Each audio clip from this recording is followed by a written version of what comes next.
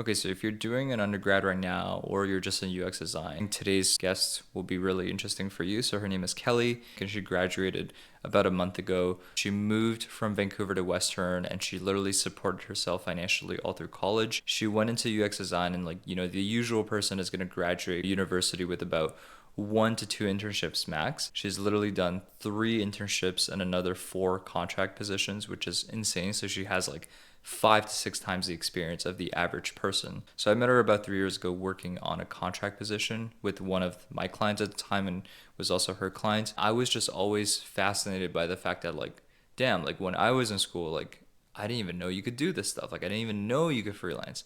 It was just I don't know why. I was just oh, I'm a student. I have to just go to school. And I was just really surprised that she just went out and did all these things.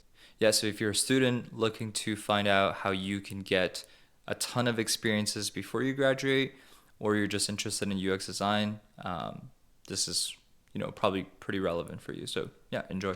Welcome to the pod.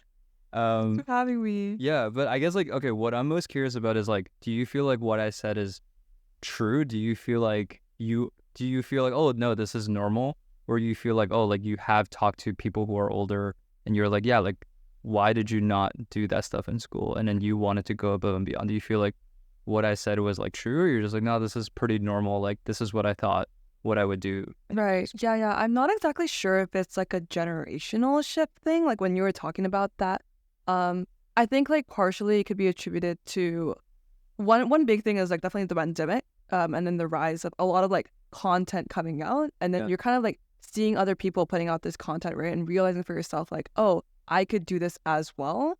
I think platforms like TikTok, for example, it just happens to be a lot of Gen Z, and it kind of manifests in that way, I suppose. So were you inspired? You were scrolling and then you were you saw other students who are UX.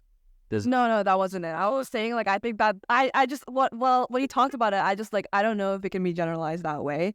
But that is something that I assume is probably a factor in it. Yeah, you have more access to information, so you can think bigger, right? Yeah. If you only imagine it was only TV, there was no social media, you would only have limited access. Yeah. Oh, go work 9 to 5 and do this. You can't think beyond that. Yeah, 100%, because we have more access to resources, readily available content on your phone, whatever. True. A lot easier to be able to see a variety of content and I guess get more confidence out of that. I think for me it was a function of my surroundings. I coming I left Vancouver and then decided to go to Western, and I feel a lot of my peers were just really ambitious, very keen, very bright, smart people. So it's Western vibes. Yeah, I want to say it's almost East vibes, here, East Coast. Yeah. Okay, let's backtrack. Why did you leave Vancouver? Yeah. So yeah, a little bit of backstory. I guess in high school, I had this really great teacher, business teacher, who was kind of a career counselor to a lot of us. And then she had a lot of alumni from the high school, whatever, who did decide to go out east and stuff. And then she always just talked about how there's so many more opportunities out there for you out east, compared to where we were. Yeah. And I think I guess that prospect really excited me, where I felt that I needed to get out of my comfort zone. I didn't know obviously I don't think a lot of people know what they're really doing in high school, but I was pretty much sold on this idea of there's this whole other world I haven't seen out there in the East. Whatever. The East, the wild East. Not the Wild West, but yeah. And that idea was really exciting to me. And I'm what? I started, I guess, having hopes and dreams of what could this mean for me? Getting away from home is exciting, right? For university, you guys had SFU, there's UBC. Mm-hmm. That's the main two, right? Yes, that. So, you're if I do that, I might live at home. That's not the vibes. That's another appeal. I think I was pretty much sold on leaving. I was it wasn't a factor between UBC or Western for me. It was a factor between Western and Waterloo. It was either way, I'm getting out. Regardless. The eldest. I'm the youngest. You're the youngest. I've been. Do I give off oldest energy? I don't know. A little bit. I haven't really thought about it, but I'm I was wondering if your parents were against you leaving, right? Or they were the whole story. Yeah, I realized I never really told you about it. This is why it's so interesting. We only know each other from a work setting. I've been told I give off all this energy just because I've moved on and stuff. I have this tendency to I'm always looking out for myself, or like I've been taking care of myself since you seem very independent. first year. Yeah. Yeah, almost like hyper independent, but basically, so backstory on like my decision. Oh my god, it's so much. I've never watched the podcast, but on my decision to leave. Basically, I have this thing I do where I tend to take an action and then tell my parents about it, not ask them about it. So fucking silly, because that's so hard to do.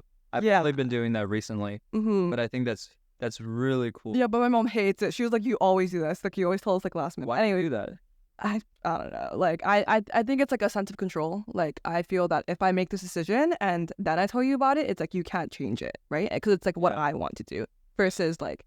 But like now I'm learning to like they're not like out to get me. Like they're here to like look out for the best for me. So like sometimes it'd be nice to like actually consult them on things and like get them heads up. But like I've been on that journey of like learning that since first year. That's really cool. But like kind of what happened. I have two older brothers, so I am the youngest. And in the past when they were going to university, one of my brothers actually did want to go out east. I think he wanted to go to New York.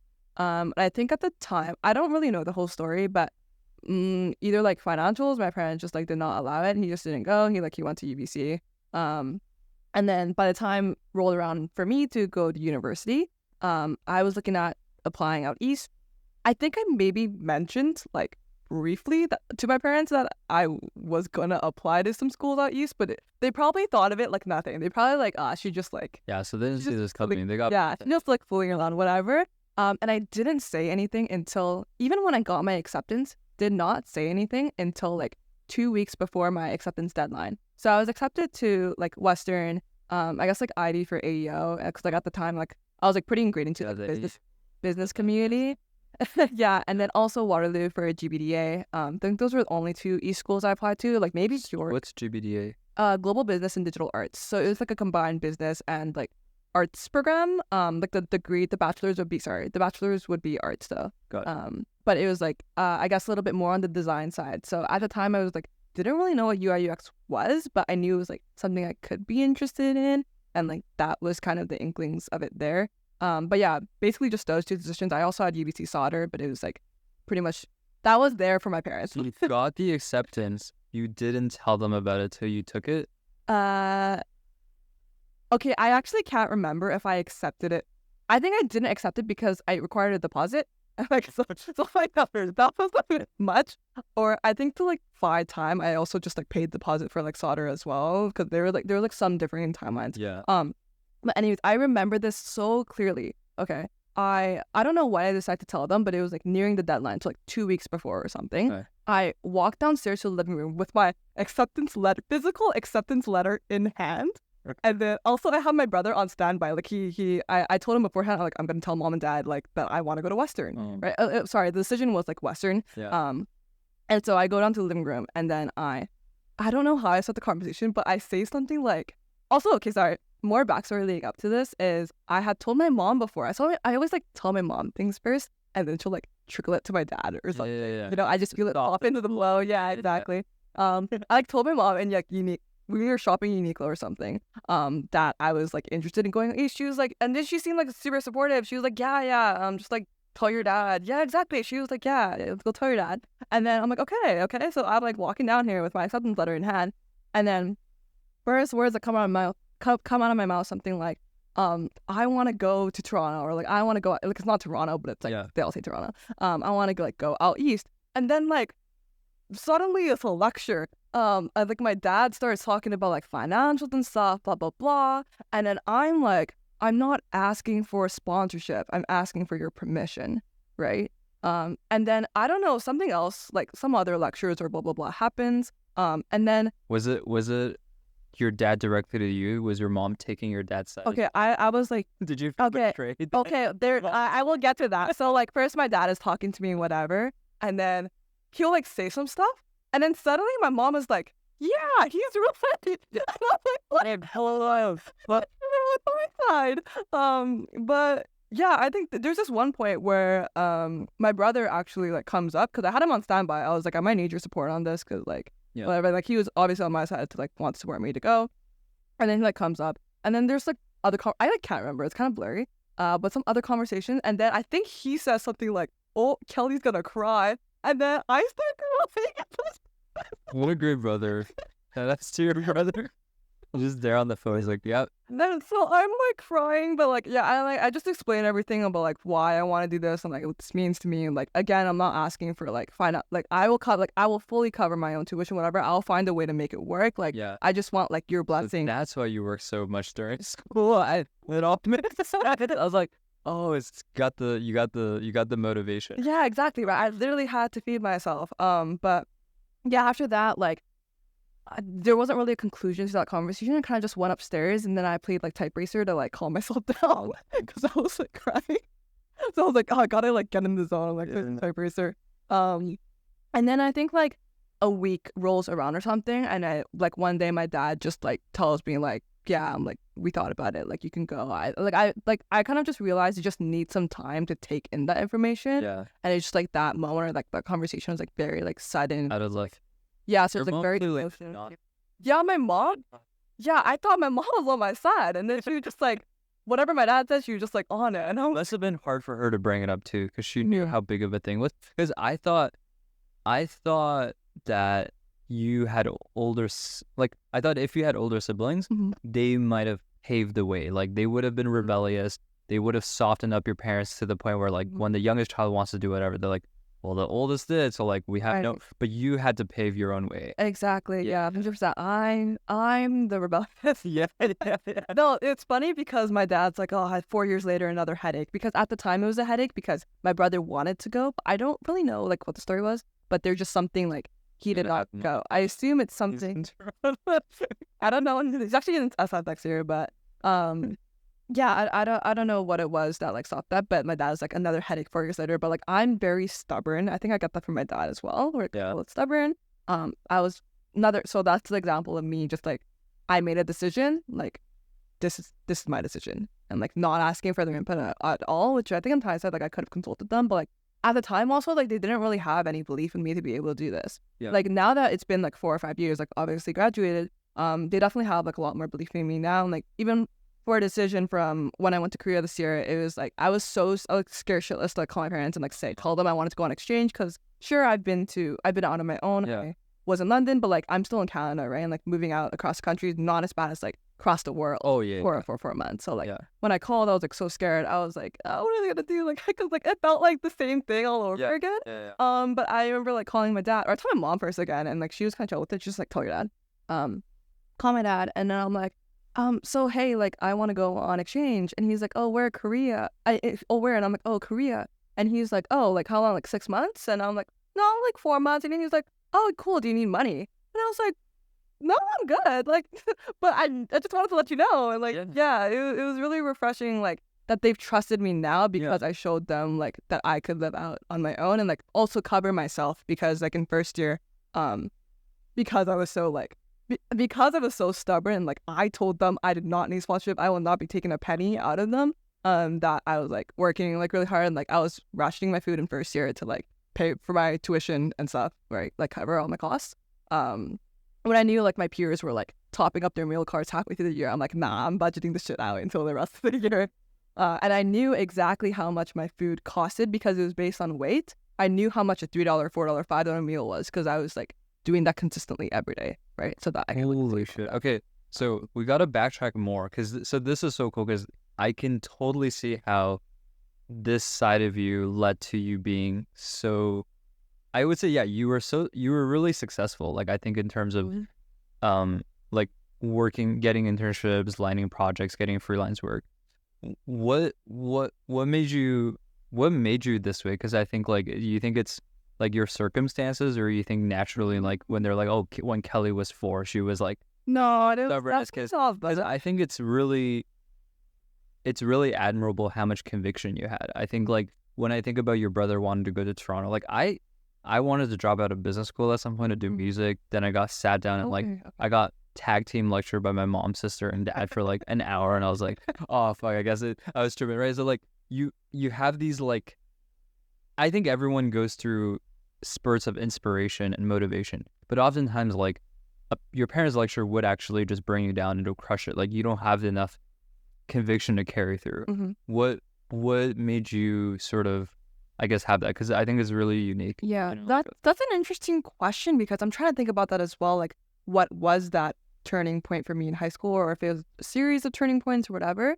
I think I definitely owe a large part of like who I was or like my shaping in that decision to go out east, like to the teacher that I mentioned earlier. Like was she like a really cool teacher where you she guys was, are? yeah, no, we were close. Like I was like living out of that classroom. Like it was my second Oh home. yeah, dude. Um, High school teachers, those are like the best type of people to come by. They really change your life trajectory. no, yeah, no, Because 100% changed my the life. most Yeah. formative years, I would say, grade 8 to 12, like it really shapes you, and yeah, Mhm. Yeah. that's really cool. I think like grade 8 and 9, I was like in this, I heard they don't have it here, but like I was in this mini school program, which is kind of like, I don't want to say like, it's not like gifted or anything. It's just like a different like subset of cohort in school. Okay. So like sort of IB, sort of gifted, like Sort of ours was focused on like leadership, but anyways, I was in that program, but like that wasn't like what was the turning point for me. I guess it kind of was like budding for me, and like developing myself, but I would say like if you're in leadership, if you're in that program, you were already like kind of inclined towards wanting to be better and wanting to be more of a leader. It wasn't the program that like made you that way. It was like you already it just like pushed you a bit. yeah, You yeah. know? But like for me, that teacher, this was all a part of like marketing and like business. And so we were part of this like marketing club or group that I was in starting from around grade 10. And that was when I started to really see things like come to fruition or really start like believing in myself and like learning new things. Like I was starting off as like a graphic designer in this club. And then just like, making promotional graphics for whatever events we ran and such, and then scaled that up until the next year I was just like the lead or like marketing, whatever. And then next year I was like in senior management, which is like what we called like this group of like 12 members who ran the entire club. And there I was like HR, and then that was like probably like my biggest like thing. And the same year I was also like president for this other business NPO that was like in there. I don't know, but it was like a combination of things like from this teacher in the way she was like a real talk teacher. Like she wasn't like performing, I feel like Yeah. I don't know. She gave it to you straight. Yeah, she So you guys said, really big thing. She's like she did not sugarcoat anything, like she made it a point to like make sure. yeah, Like, yeah. because everyone there was like a little type A top performer, like high achiever. At my school? Yeah, I'm saying No. that gifted or like. Oh, no. It's honestly my school. I don't think like I'm not saying anything. If you went to high school with Kelly, just know that she does nothing. You guys got the hustle.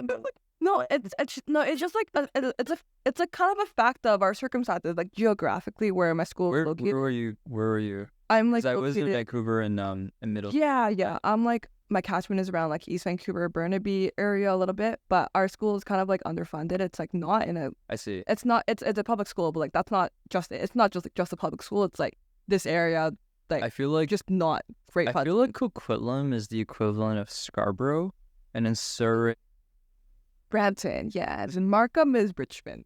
Markham is Richmond. What is Burnaby? Is Burnaby like North York? It's not North York. Maybe it's like it could be. I don't know. I'm not very well versed with Ontario geography, but Okay. it's not that bad. Okay, on a side tangent. So I feel like this whole thing is about you leaving Vancouver to come here. Do you feel like a lot of your high school friends or just friends from Vancouver also did the same? Not to the East Coast, but just out in general? Because when I was in middle school in Vancouver, I left when I was in grade 6, so I didn't know too much about Vancouver, but a lot of my middle school friends left after university or after high school, and then someone went to Calgary, someone went to Montreal, someone went to Toronto. What they tell me is like it's a mixture of you have a lot of rich people in Vancouver who don't work because it's a great place to like be rich and enjoy nature. You don't have a ton of job opportunities because why is that? But like anyways, there's way less job opportunities, right? You have Lululemon, that's kind of it, right?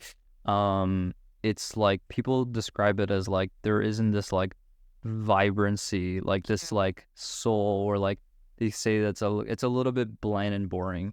That's just kind of what I hear, but I also haven't been back in forever. So what is yeah, but I love the sushi. Like sushi is unrivaled in Vancouver, I think.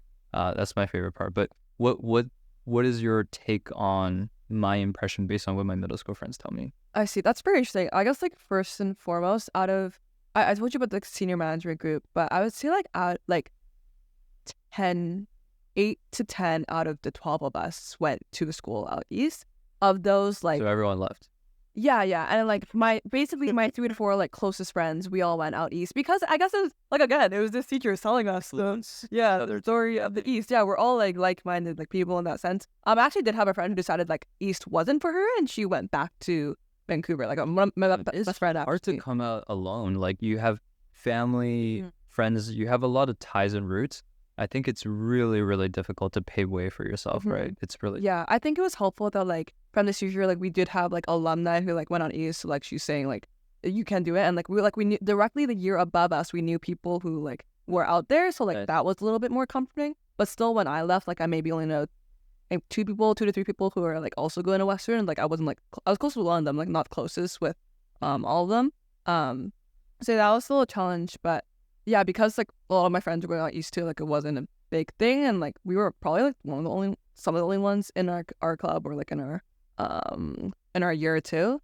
But yeah, I think like the reason I guess like it's a comfort zone thing. I don't know. We were just sold on this idea that like it wasn't just from this teacher actually. Like I've talked to I think like during grade 11, I met this girl from a case competition, and then her sister that she was like working in Toronto, and I remember like going to this volunteering event, like meeting her sister, and her sister was also telling me about like Toronto and the opportunities that's like out there, and just like bigger and just like density of people and like opportunities. Like that was just the thing. Opportunity was like the big word. It was like it's out there for you. So when you like came, did it match your expectations? Like the first couple of months? Like...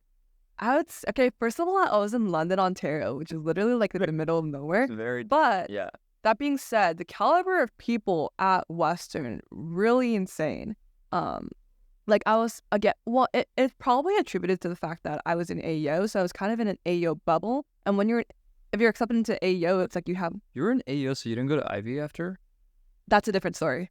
I'd signed against Ivey. Oh shit, yeah. So AEO do be different, right? Because you have rich international Chinese kids, you have really smart white kids, but you just have really smart kids in general. Like everyone there is like the top of their class. I felt like such an imposter like coming to AEO. I was like, I came from this like other part of the school. Like, how did I get here? Kind of thing. Like, how did they accept me? But yeah, because I was like in this AEO bubble, obviously everyone around me was so smart, and I'm like surrounded by. We like to joke about this term, but like we call it quote unquote keeners.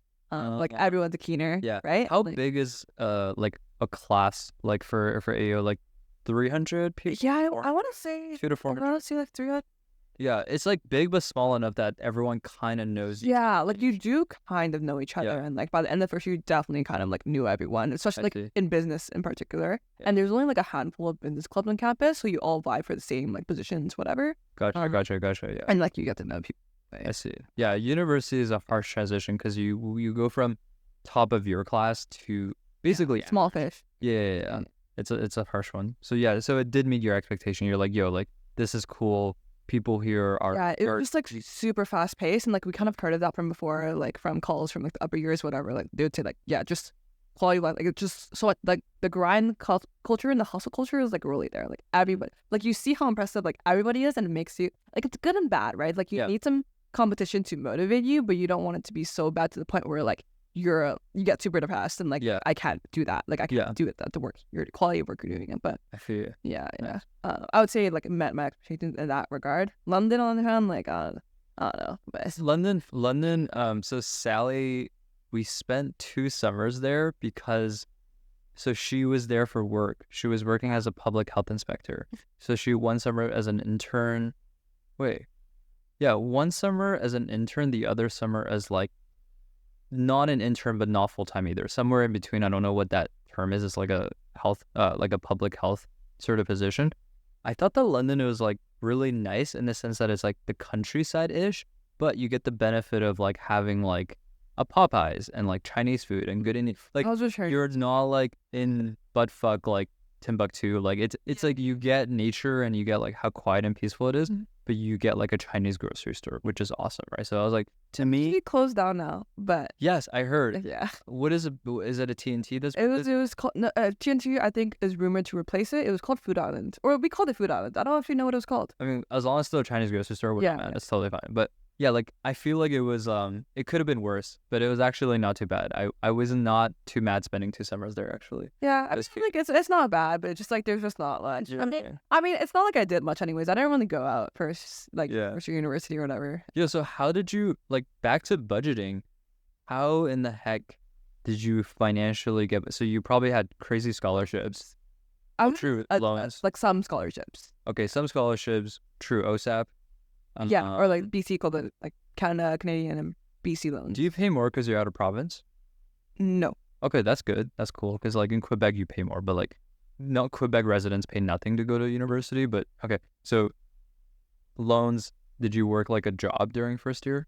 Okay, let me try to remember. I had like a little bit of savings from like my grade 12, grade 11 jobs. I worked Yes. grade 10 to 12 jobs actually. Like I worked part time. My first job ever was at like the equivalent to the CNE here, PNE in Vancouver. And like what? What is peace stand The for? Pacific. The best. Here we got the Canadian. Yeah, so it's the Pacific. Pacific Ocean, right? Pacific National Exhibition. Anyways, I was like working in games. So yeah, I like that was like first job really. And then in grade 12, took up this hostess job. I lied and said I was like gonna go to UBC. So that they would Was this talk about where? a hostess job at a restaurant in downtown Vancouver. Nice. Yeah, but I lied and said I was gonna go to UBC so that they would like not think I was gonna turn over in 3 months. Cause Yeah, stupid question. Is there a difference between hostess and like server/waitress? Depends on the restaurant maybe. Like I would assume like some restaurants like maybe Cactus like you have the hostess also serving and stuff. But for me, I was just pure hostess. I was just behind the podium and like just like escorting people to the tables and like sorting everything. I'm assuming that's a better job than serving, right? It Is it- pays less than serving. Oh shit. Because serving requires a lot more skill. I would Oh, say. okay, that makes sense. But I just thought like minimum wage is minimum wage. And it's a minimum wage job. But you guys lost tips. Yes. Is that what? Yeah, I would say so. Cool. But it was a minimum wage, like minimum wage. Yeah. Anyway, so I had a little bit of savings Yeah. from that, but obviously like it wasn't too much because it's minimum wage. Scholarships maybe like I want to say only like 5K in scholarships. That's solid. I mean, that's not a lot, but it's not. Yeah, that's like enough, like almost enough for like my first year Yeah. tuition, right? Yeah. And then loans. So loans is definitely like my source of funding. Yeah, the national portion is still 0% for you, right? Yeah. Which is super blessed. What about the regional portion? I mean, I like want to say there's also no interest. I should really, check. it is really low. It's I something like think 3% or something. It's whatever it is. It's like You're in no rush to pay Yeah. it off. It's great. It's basically free money. yeah, exactly right. Yeah. So yeah, loans funded me for a bit, and then first year I actually didn't work any jobs in first year. I was really focused on extracurriculars because like you really have to because everyone around you is so great. You Yeah. really have to try to make a name for yourself. It's kind of like survival of the fittest almost. It's like really competitive. Yeah. business. Yeah, you get everyone's trying to run for every position. Hmm. It's hyper competitive, and then like you also just like, oh man, this brings me back to first year. First year was like it's like a reality check, right? Where you're just like, oh, like I used to not have to try that hard to be top of the class. Now I have to try super hard to Yeah. be sort of average. No one knows you. Like you're Yeah. nobody. Yeah. Yeah. Did you have any friends from high school that went to the same program as you? No. Okay. I Yeah, so had that's friends from high school who went to Western, but not my program. It was like med sci, health sci, I see. sweet, whatever engineering. Okay, so tell me the story of how you transitioned out of Ivey, I guess. Like, why didn't you decide? Right. Yeah. So like in my first year I was like very much involved in the business scene, joined like the, your atypical business club, Yeah. whatever. Yeah. Biz Tech Club. That Biz Tech Club is actually how I got into Niku. Because somebody, I think like the former president developed the website for Niku. What is So world? from a connection from that, somebody reached out on Slack and was like, hey, this startup that our president used to work for, like is looking for like front end dev / mobile dev or something. Like slash, they said like slash designer. That's what I'll We're like, at the slash designer. I'm like, okay, I can't do dev, but I'll like hop onto the designer. So I sent them an email and I thought it was gonna be some freelance gig for whatever. Then I was like just chatting with Jake for a bit and then like just asked for our portfolio. My portfolio had like half a case study on it that like the project was from some mentorship program I also did in first year about like product design. It's like my first product design sort of thing. oh, you did product design in, like, you already had a tiny Like bit. really, it was like a small like design mentorship program. I see. Very, very, very small. It was like the app was like figuring out how long the wait times were at the Tim Hortons, the Tim Hortons on our campus because it's so incredible. But at least it's something. Yeah, it's something. But yeah, like from that we kind of like chatted for a bit, and then he like ghosted me for a month, Um, Go on, Jay. Go on. I just to be fair, this was March 2020. wait. Wait. This is March 2020. Yes, this is March 2020. I started school September 2019. Oh my god. Yeah, I graduated in 2018. If you're old, okay, so 2020. Let me just Like, think. That's COVID. Yeah, that's Yeah, he ghosted me for the month of March 2020, which is fair enough. He's an online delivery. dude. That's literally. I think it was June of 2020 when I started with Niku. When did you start with them? April 2020. Yeah, so you were already there by the time I Yeah. started. Yeah. Yeah.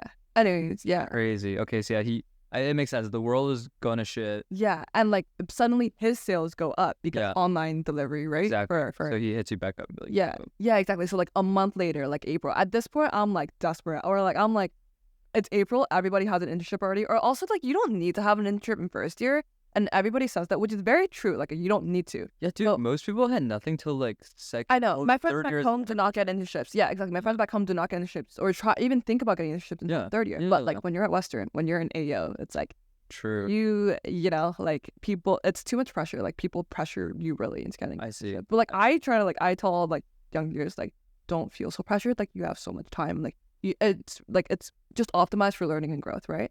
But yeah, anyways, yeah, he hits me back up a month later. He's like, yeah, so sorry, March is crazy. Mhm. And then can we hop on a call? And then we get on the call, and then he tells me they actually are able to get some funding from a grant, and that funding from the grant will fund me my internship. And he said internship, and I was like internship, because I thought it was a freelance gig. Right? Yeah. I thought it'd be like a 2-month project stint thing. Yeah. But he was willing to like expand it into like a 4-month thing, and I'm like, oh my gosh! And I started a week later, and I was like, oh my gosh, like, you know? That's amazing. And then at that point, did you move back to Vancouver for the summer? Yeah. Nice. I moved, so I was at home, which I think like COVID, honestly, don't know how I could have afforded schools without COVID, because that saved my class because I'm not paying for residence. First of all, I get kicked out of residence in around March, so I actually get refunded money from like tuition. Otherwise you would have had to pay for residence through the summer?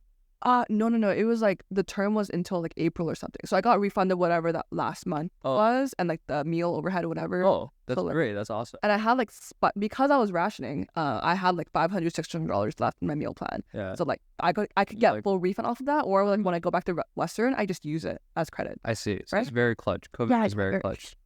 I guess lucky in that regard. Yeah. But yeah, so that was a huge part of why I was able to afford what I could, because I saved a lot of costs from moving back home. For like a year and a half, basically, while online school was happening. Yeah, and I'm sure your parents were like probably very impressed that you're like, whoa, like Kelly went to school for a year. She comes back and she already has like a job for the summer. Like that's Yeah, maybe. I don't really tell them anything. Oh, hey, There's hey, like, why is she in her room all day? It's like, oh, sorry, mom. yeah, no, I'm like, I'm good. I'm like working. They're like, what do you do? And I'm like, yeah, it's hard to explain. Like, I couldn't explain it in English very well. It do be hard to. Imagine it's 10 times harder. Yeah. But yeah, I come back and I work, and then Niku was actually the opportunity, or like because I was like product design at this like at a fast growing startup, whatever. Yeah. I really had to self teach everything, and like I was learning on the job. So like, that was my first time really doing like an end-to-end product design process. And that experience taught me, actually, I really enjoyed the process of like, first of all, like user interviews and like talking to people, and like really getting to understand customer pain points, and then like showing them my designs or like what I think could work, and having them roast me for it. I really actually enjoyed that feedback loop.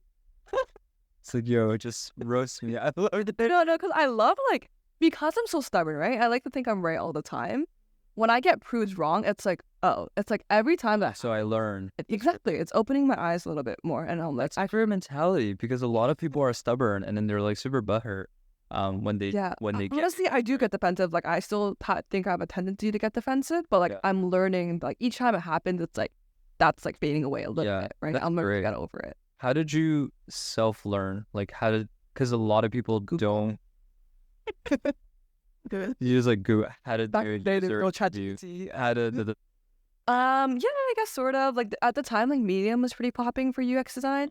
So a lot of like Medium articles, YouTube videos, whatever. Like whatever I could Google. I don't know if I was asked. I might have like talked to a few designers that I maybe knew at Western, but there weren't a ton. The design community at Western is very small, so I like tried to reach out to maybe some designers I could have known, but I didn't know that many at the time. I think I might have also like did some LinkedIn reaching out to like try to learn things or like go. Oh, sorry. I think a big part was maybe like Slack groups for design. There's like something called like Design X Slack, or like these Slack communities are like. What do you find them? You just like. I don't know. I just found them somehow. Yeah, that hustle. Did you feel like this particular internship at Niku sort of changed the, I guess, course of your career? Did you feel like if you didn't have this, maybe second year you would have landed like a CPG marketing internship, like a consulting thing, and then you like, not saying now in hindsight you're like, yeah, I would never do those, but who knows where you would have ended up if you didn't. Right. Right. I think that's tough to say because I was still interested in UI UX. I just didn't really know what it's like until my Niku internship, until I tried to actually learn for myself. So it's crazy. Like by the end of first year, you probably had just as much, if not more, experience than most people who are graduating right now, or more. Like that's my humble opinion, because I think that you learn exponentially more by going something from 0 to 1, where you own everything, versus like, oh, you designed this like tiny part of this big thing, and there's all these systems in place and you just have to follow them. Like I feel like I would trust, like if I were to hire a designer and I'm building an app or website, like I would way rather hire you at first year, Kelly, versus like 1 year corporate working at like RBC or Scotia, like big bank designers who are like, oh, let's make the button on the home, like, you know what I mean, right? Like everything's already built, so what did you do, right? Like the like, you know what I mean, versus you build something from scratch and it works and like it makes money. But TD makes money regardless of how good or bad their designer is, to be honest, right? Because it's a bank. So like, what is their impact? What did they take? Did they take TD from here to like, didn't really move the needle, but you moved the needle all the way.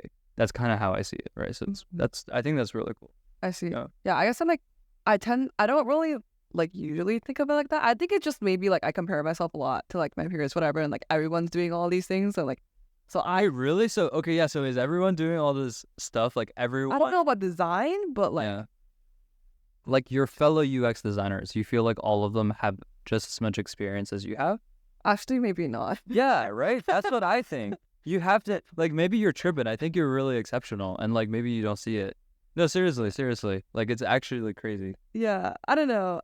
Like I always just thought like, because it was my first time, like it was so messy. But I guess like obviously it was so messy because it was my first time. I was like literally learning this stuff on my own. I don't know if Mika told you. Like he told me after. He was like, oh my god, like Kelly's like incredible. She's like yeah. He was messaging me after. He was like thanking me because I referred him. Like Dominic is working with him like part time. Who's Dominic?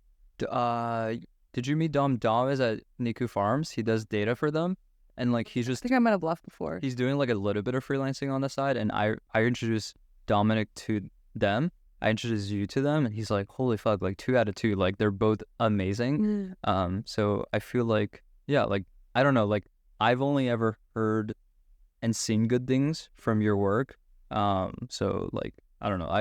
I feel like you don't give yourself enough credit for how good you are. I think it's like at your age, at the stage of your career. Like you're like, you didn't even technically start, but you already have, like, I feel like you're probably ahead of like people with, you're the equivalent of designers at a regular corporate job with 3 to 4 years experience. That's kind of how I see you, to be honest. But I don't know how this is. Yeah, I think it's like difficult for me because also like when I'm on like LinkedIn for like, back in the day it was like LinkedIn, now it's like mostly like Twitter. I'll see like a bunch of other, I guess like I compare it to the people who went to design school, and I'll like see their work and I'm like, they're also like, they're getting these corporate internships at like younger than me or whatever, like at this time Twitter's have done this. I wouldn't say Twitter's toxic, but Twitter's done like protocols. Twitter has done wonders for me. Yeah, Twitter is like, I think browsing Twitter, you learn so much, but you're just like, holy fuck, people are way too good. Like, Twitter is crazy. Like, LinkedIn is here and Twitter is there. It's especially for tech and design. It's like really big. It's like pros and cons, right? Like at one part of it is like I'm comparing, the other part is like I'm so inspired. Like I want to do crazy shit. Like I love craft. Like it's just like I love design. I love craft and like. Hindsight, would you have gone to design school instead of? Good question. I think like. What would be design school, like OCAD? OCAD, Sheridan also. At the time I actually think I did apply to like a York Sheridan thing, but like I required a portfolio and I was too lazy. And I also didn't think like I wasn't confident in art school. Like I wasn't sure what art school meant for me. Like I didn't know about UX UI and like how lucrative it could be or like how it could pay me, right? And I see. I also just like thought like, you know, business, you had this track record. Yeah. Like Ivey, it's a name. Go wrong. Grad well, right? I do feel like you're also, from my experience working with different designers, I do think that you understand business better than the average designer, like a lot better. Like I feel like I don't have to explain you stuff, like you kind of get it.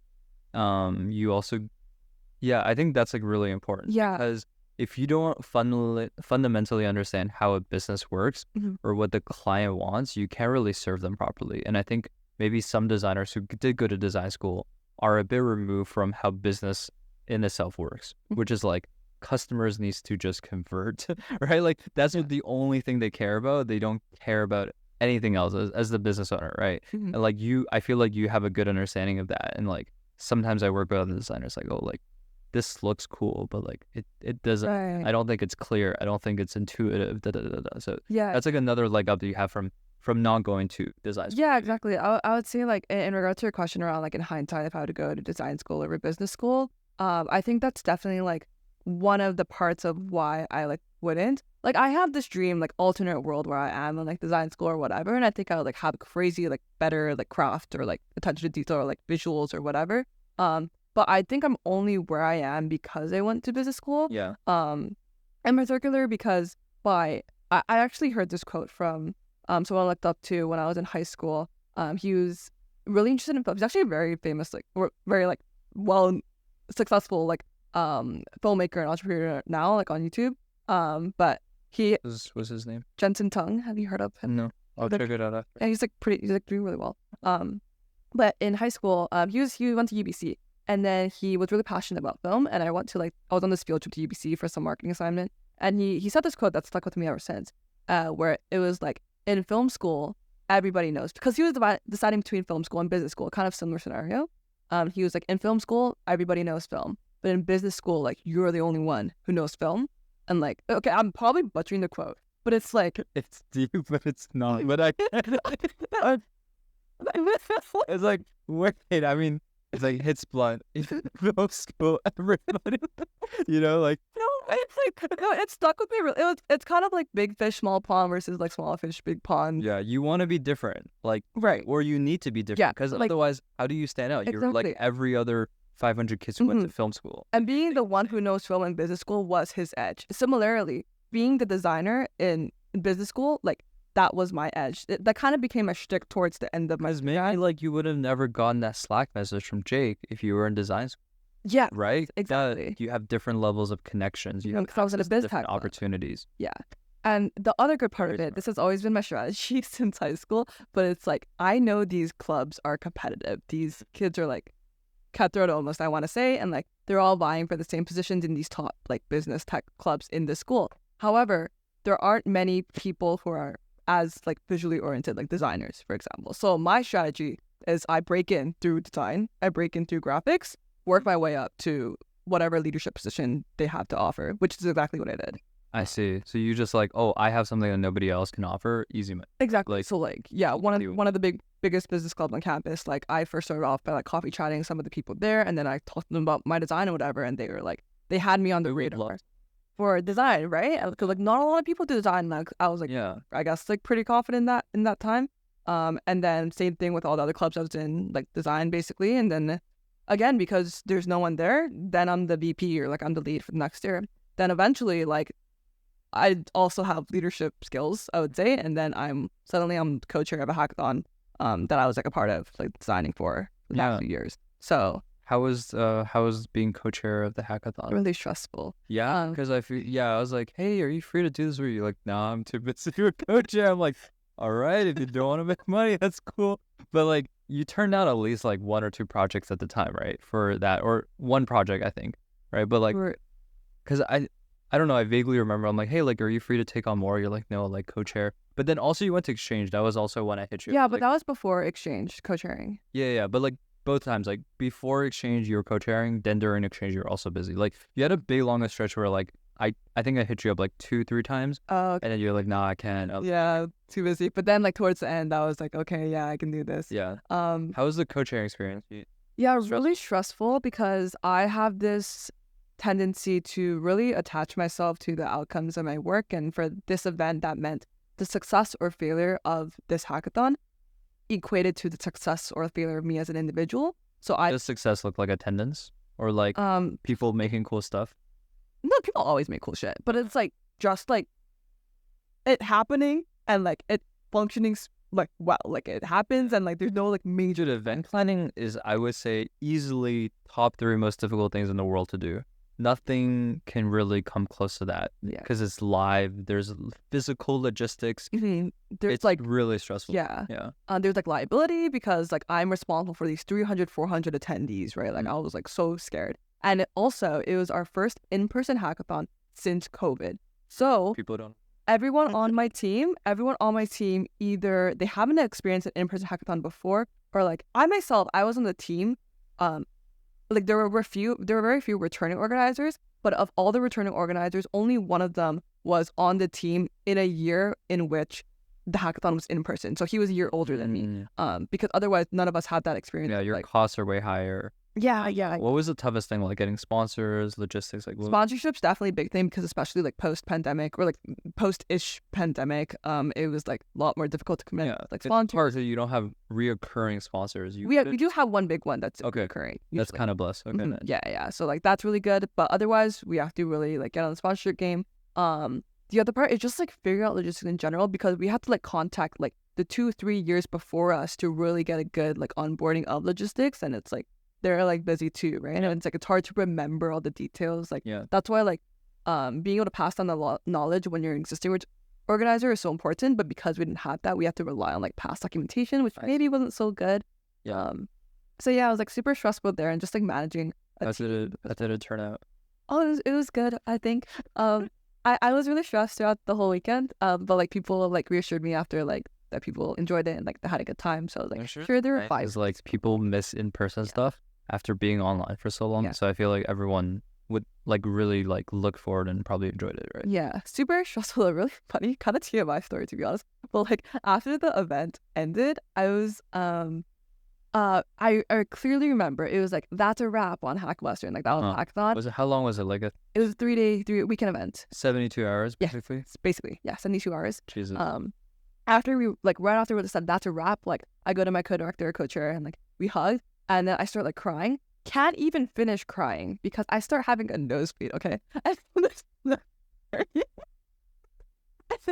and it's like so stressed. I start having a nosebleed, and then I'm like shuffled into like the men's. Okay, also our closing ceremonies was in the gym because we had like venue issues. I was shuffled into the men's gymnasium change room, whatever, to have my nose because I didn't have time to go to like find a real washroom, and then I'm in there nosebleeding for an hour straight. Could you not? And I was like, holy shit! Like, doing this, like that was so telling of how much of a toll this event this event was really taking on me, and how much relief I felt. Like my body knew. And I think like in the beginning, before we started the event, like during opening ceremonies, right before in the auditorium, I like felt a nosebleed coming on, and I was like, nah, I have to save it. You know, I can't be nosebleed. I didn't know you could feel nosebleeds coming on. Oh, I'm a chronic. Okay, for context, I'm also a chronic. Oh, okay. Yeah, I was like, I never know when it happens, but it almost never happens. But like, I never like nosebleed longer for like what 15 minutes. I think that's the standard for like before you have to call an ambulance or something. Like call. What triggers your nosebleeds? Is it stress? Oh, it's usually like dry air, like lack of humidity. Okay. But this one was like, what I'm. Yeah, that's what I thought usually triggers it for me too. But this one was unusually dryness. Okay, first of all, I'm pretty sure the venue was like dry. But second of all, this was definitely some function of stress. Because how much sleep did you get in 3 days? I don't know, but that entire week I stayed up to 6 a.m. every day. Like I was playing all night. Like Red Bull, like fucking. No, I just stressed. Yeah.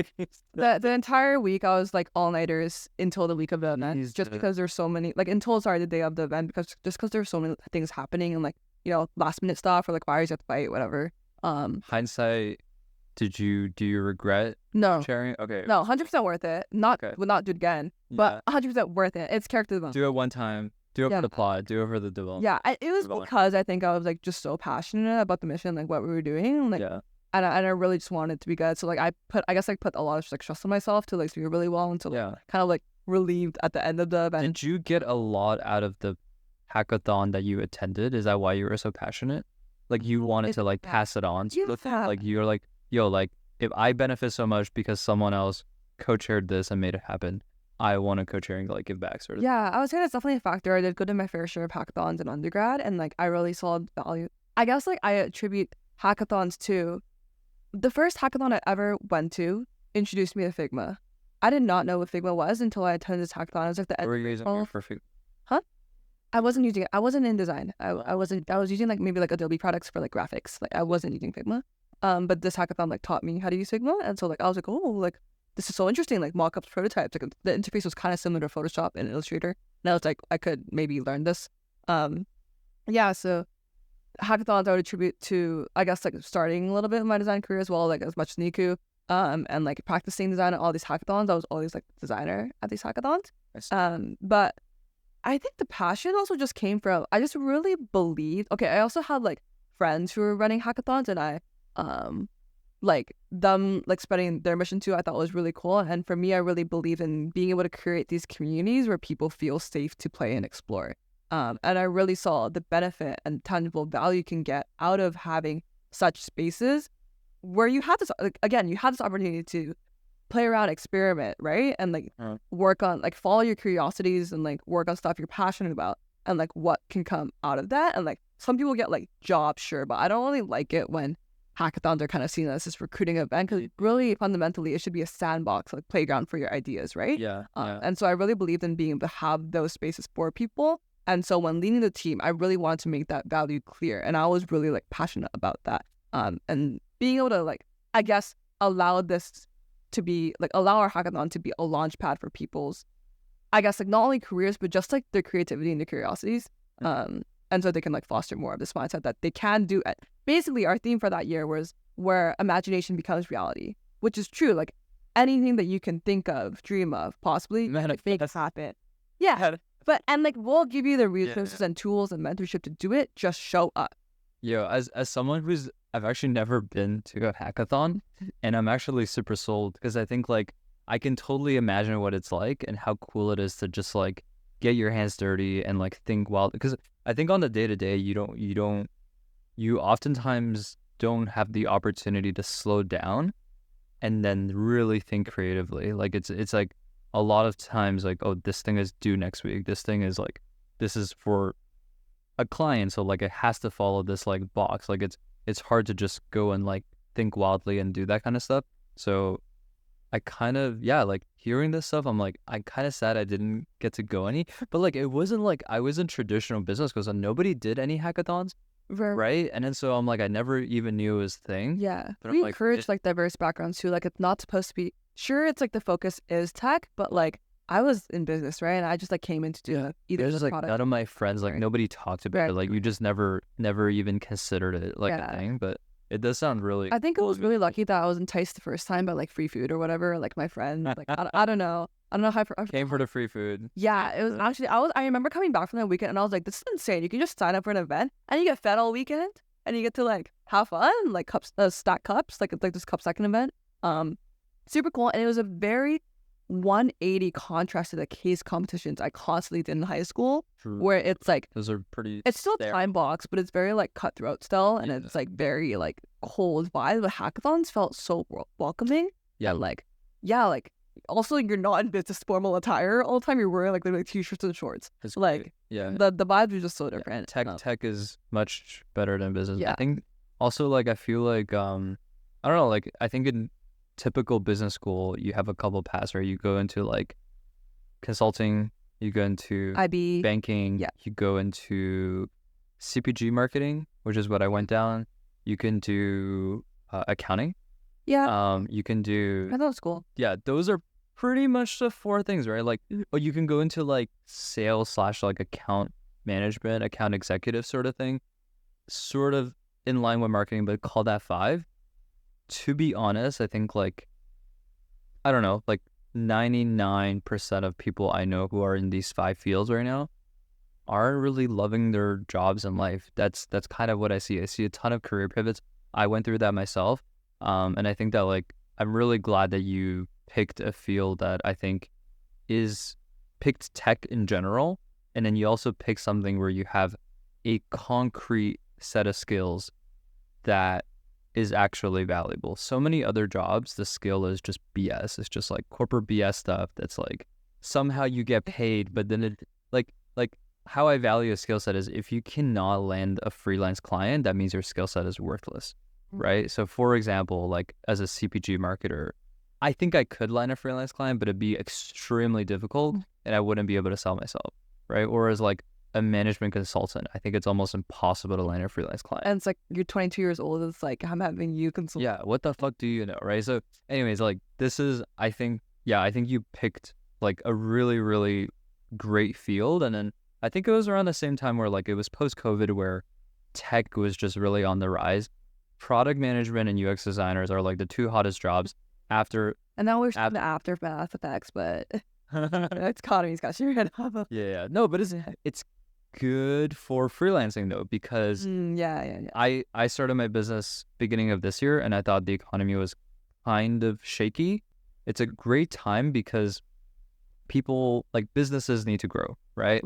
And if they need to grow, they need to improve. And like both of our skill set is helping them make more money. Like we're not cost centers, we're revenue generating services for them, right? So it's like if they need to grow, then they need to improve their checkout flow. They need to improve member portal experience. They need to get more customers. So like I actually think that surprisingly and counterintuitively, recessions and like tougher economies is the best time for like call it either freelancers or small businesses to grow and thrive. The ones that can actually provide value, that are lean, that are very effective will actually come to the top. The big bloated companies are gonna trim and trim their fat, right? Like you see layoffs like just when you think it's done, you see another one, right? Like it's so insane how fast or how often it happens. So I think that, yeah, like I do think when you look at the news, you're like, ooh, this is, but I actually think it's a really good time. It's a really good time for people who are good at what they do, which I think you really are. So, you know, you will stand out even more versus like the good times. I hope so. That's what I'm like, babe.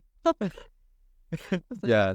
So, that's, man, this is so enlightening. Like it's really cool because I was like, yo, like how, is it just a Gen Z thing? Yeah. How do all the Gen Zs do all this shit? But I think it's like, it's a mixture of like access to more information, your circumstances that makes you really like, you're a hustler, you have your conviction, you're stubborn.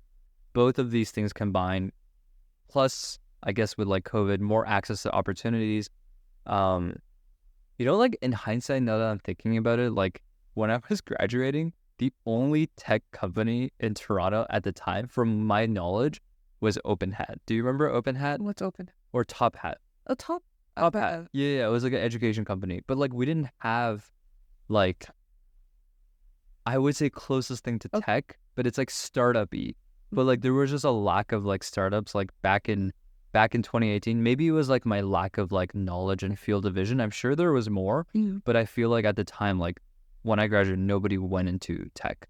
Nobody went to startups, but like nowadays it's like more common. And it's like, I think it's really nice to have like the diversity of options and knowing that, you know, when you're on campus and like you're kind of sold a dream to land like Big Four accounting, Big Five consulting, you think if you don't get that, your life is over.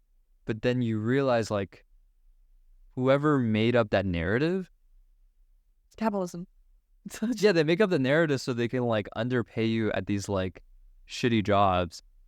And it's like, wait, like you can get paid better doing something that's more fun. Like that's crazy. But like, I guess like, you know, I hate doing the system, but like there is like there's a hidden sort of invisible like sort of narrative incentive for like the schools and the big companies are like, they're all in partnerships, right? Like these Big Four, Big Five companies sponsor the networking events. They have like prime pick to all the top graduates, right, that feed into their school. And they know that these are all like type A people who will like slave away for the first like 4 or 5 years to get somewhere. So yeah, I feel like just diversity of choice is giving people a lot more leverage and freedom to do other stuff versus forced to go into 2 to 3 paths and be like, well, like everyone else is doing, so I guess that's my only option versus like, oh, you can do whatever you want, honestly, right? So Yeah. very nice. Yeah, I think a lot more people are like realizing that now too. Yeah. Which my peers, but Yeah. Yeah. Okay, so you graduated, now you're moving to Toronto. So after you graduated, are you just spending like some time in Toronto before you go back to Vancouver and then move back? Like, what's the plan? that's a good question. What is the Yeah, fast forward to the present. Yeah, I think like wait, I also never talked about like when I studied for Ivey. Like I think like that's like part of the reason like where I am today, like where I was able to get to where I am today, or like my confidence in that. Yeah, true. Yeah. Let's go back to that. So like, yeah. So you said you got NICU at first year internship. Yes. After that, you're like, you came back to second year where you're Yeah. like, Second year, I was like still recruiting. Like I was like still trying to like I was applying for a second year design internship, right? Only makes sense. Also didn't really get anything until like March, and then I think I had this offer from like a startup, whatever. Really funny story. And then I had my friend like refer me to RBC, and then for like a design position there, but like I never heard back. But then like suddenly, like a day after I got like my startup offer, they reached out to me for a different position that I didn't apply to, but was somehow in the referral like pipeline for. They reached out to me to interview for that. Interviewed the next day, and then it was like the title so funny. It was like data scientist / UI developer. Not my skill set. But I interviewed for that and I got the offer like a few hours later. Yeah. That's crazy. They were like, I don't know what happened, but I read the job description and I met like 90 I met like 10% of the qualifications. Sorry, the opposite of 90. And I'm like, didn't mean 90%. yeah, but like I was just comparing like the hourly, like the rate, and like oh, no break. yeah, and like this startup was like product design position. Yes, at this like real estate startup or something. But then RBC like paid like $6 more per hour or something like that. Yeah. And it was like data scientist, I don't know, whatever. Yeah. And it's RBC, like big brand. Yeah, exactly. So like I was talking to people and they're like, you're gonna get your foot in the door through RBC, like because it's a corporate name, people recognize it and like anyway, so I did that, and then that was actually interesting because I kind of just like forced my way into a UI role, or like a UX role. I was like, I actually can't do any of this stuff, and like, can I do like or what they asked me? Actually, when they interviewed me, they asked me about like design and dev, and I was like, yeah, like HTML, CSS, like I threw in JavaScript in there, but like I really only need HTML, CSS. Anyways, I kind of just ended up turning it into UX design / like branding role. I even did a little bit of branding, a logo too. So that's like the name I've been using on all my resume and like website. It's like thanks to that. Yeah, you gotta do that. That's like the work. But fuck, that's so sick because I think most people would just be like, oh no, I can't do that. Like they wouldn't. I think you have to fake it till you make it in the beginning, and by beginning I mean like, beginning as in like till your 30s, really. Like you always kind of, you can never be fully qualified for something. You always gotta kind of wing it. Great like attitude to have, you know. Yeah, and then after that, forgot like when you reached out to me, but like at some point between RBC and third year, like second year and third year, like you reached out to me for like Yuka. That was really good. That was like really great for me for developing a product design even more. I also did a bootcamp cohort program during that time where I learned from a mentor to do like a lot of what I do with design. Because Eukapay was like pretty fucking deep. It was like very complex. It was and like very I've never done before. Yeah, so you had to like literally understand crypto, which nobody understands. I still didn't understand it, exactly. To be honest, while I was working there. But it's fine. Things work.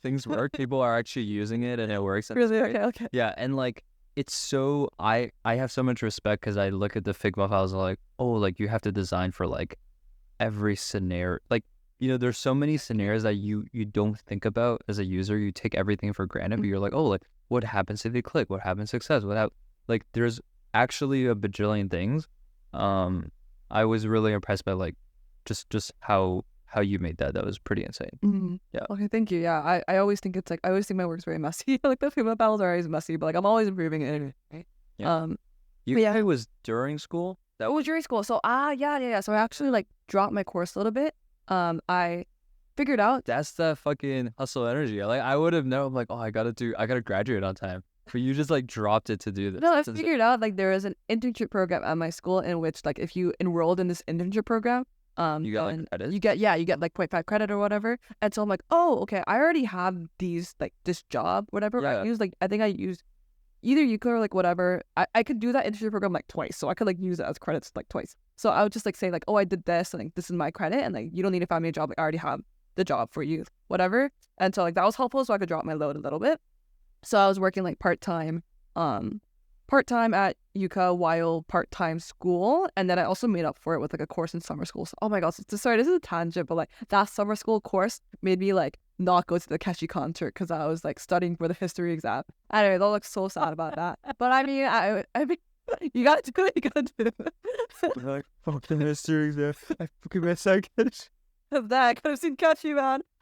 But yeah, so like that experience was really helpful because then I got a lot more like product, like a little bit more developed from my time in Niku, and so a little bit more about product design. Yeah, I felt that you leveled up since. Like, I couldn't tell what it was, but I was like, oh, like you were definitely getting better. I feel like half of it is confidence, or like faking it till you make it. I guess, yeah. But yeah. So then, like, so you did RBC, then you did Eukapay, then you went. There was a cohort program which I think helped me develop technically like some skills like in Figma. And my mentor was like really good at that. So I definitely attribute like I can't pinpoint exactly like what's to what, but like that is an attribution that I would say contributed. So yeah, from that I think I was once again recruiting cycles. Like I'm vying for these third-year jobs, and I'm like really lazy. In kind of Western, you're kind of fed this ideal where like if you want to get these jobs, you gotta hustle. You gotta be sending in 100 apps. You gotta be writing 50 cold emails a day, whatever. Do what you can. I personally am lazy, so like yeah, you're like, where's that Slack message? Like, where is it? Like I really didn't apply. Like I think in any given recruiting cycle, I maybe apply to like 20 to like 40 jobs tops, and like I never get in through cold stuff, and like it's always been referrals. So, like lucky, like I met you as well because you got me like Yuka too. And then on the RBC was like referral, and then but this time around for third year it was a cold application to EA, and like I applied to EA like multiple times I think. Oh yeah, dude, I forgot about EA. What the fuck? That's huge, yo. When I heard you land it, I was like, that's actually really cool because like gaming, like it's just really just new, and like it's a gaming studio. Anyways, yeah. Yeah. So like that was a cold application. It was the first time I was actually getting contacted back for like a cold application, you know, because I was so used to like not getting callbacks. Oh, I think I skipped a chapter. Okay, I skipped a chapter because this was third. See, this is what I'm saying. You've done so much stuff. If I went through university, I was like, yeah, like, I didn't do shit first 2 years.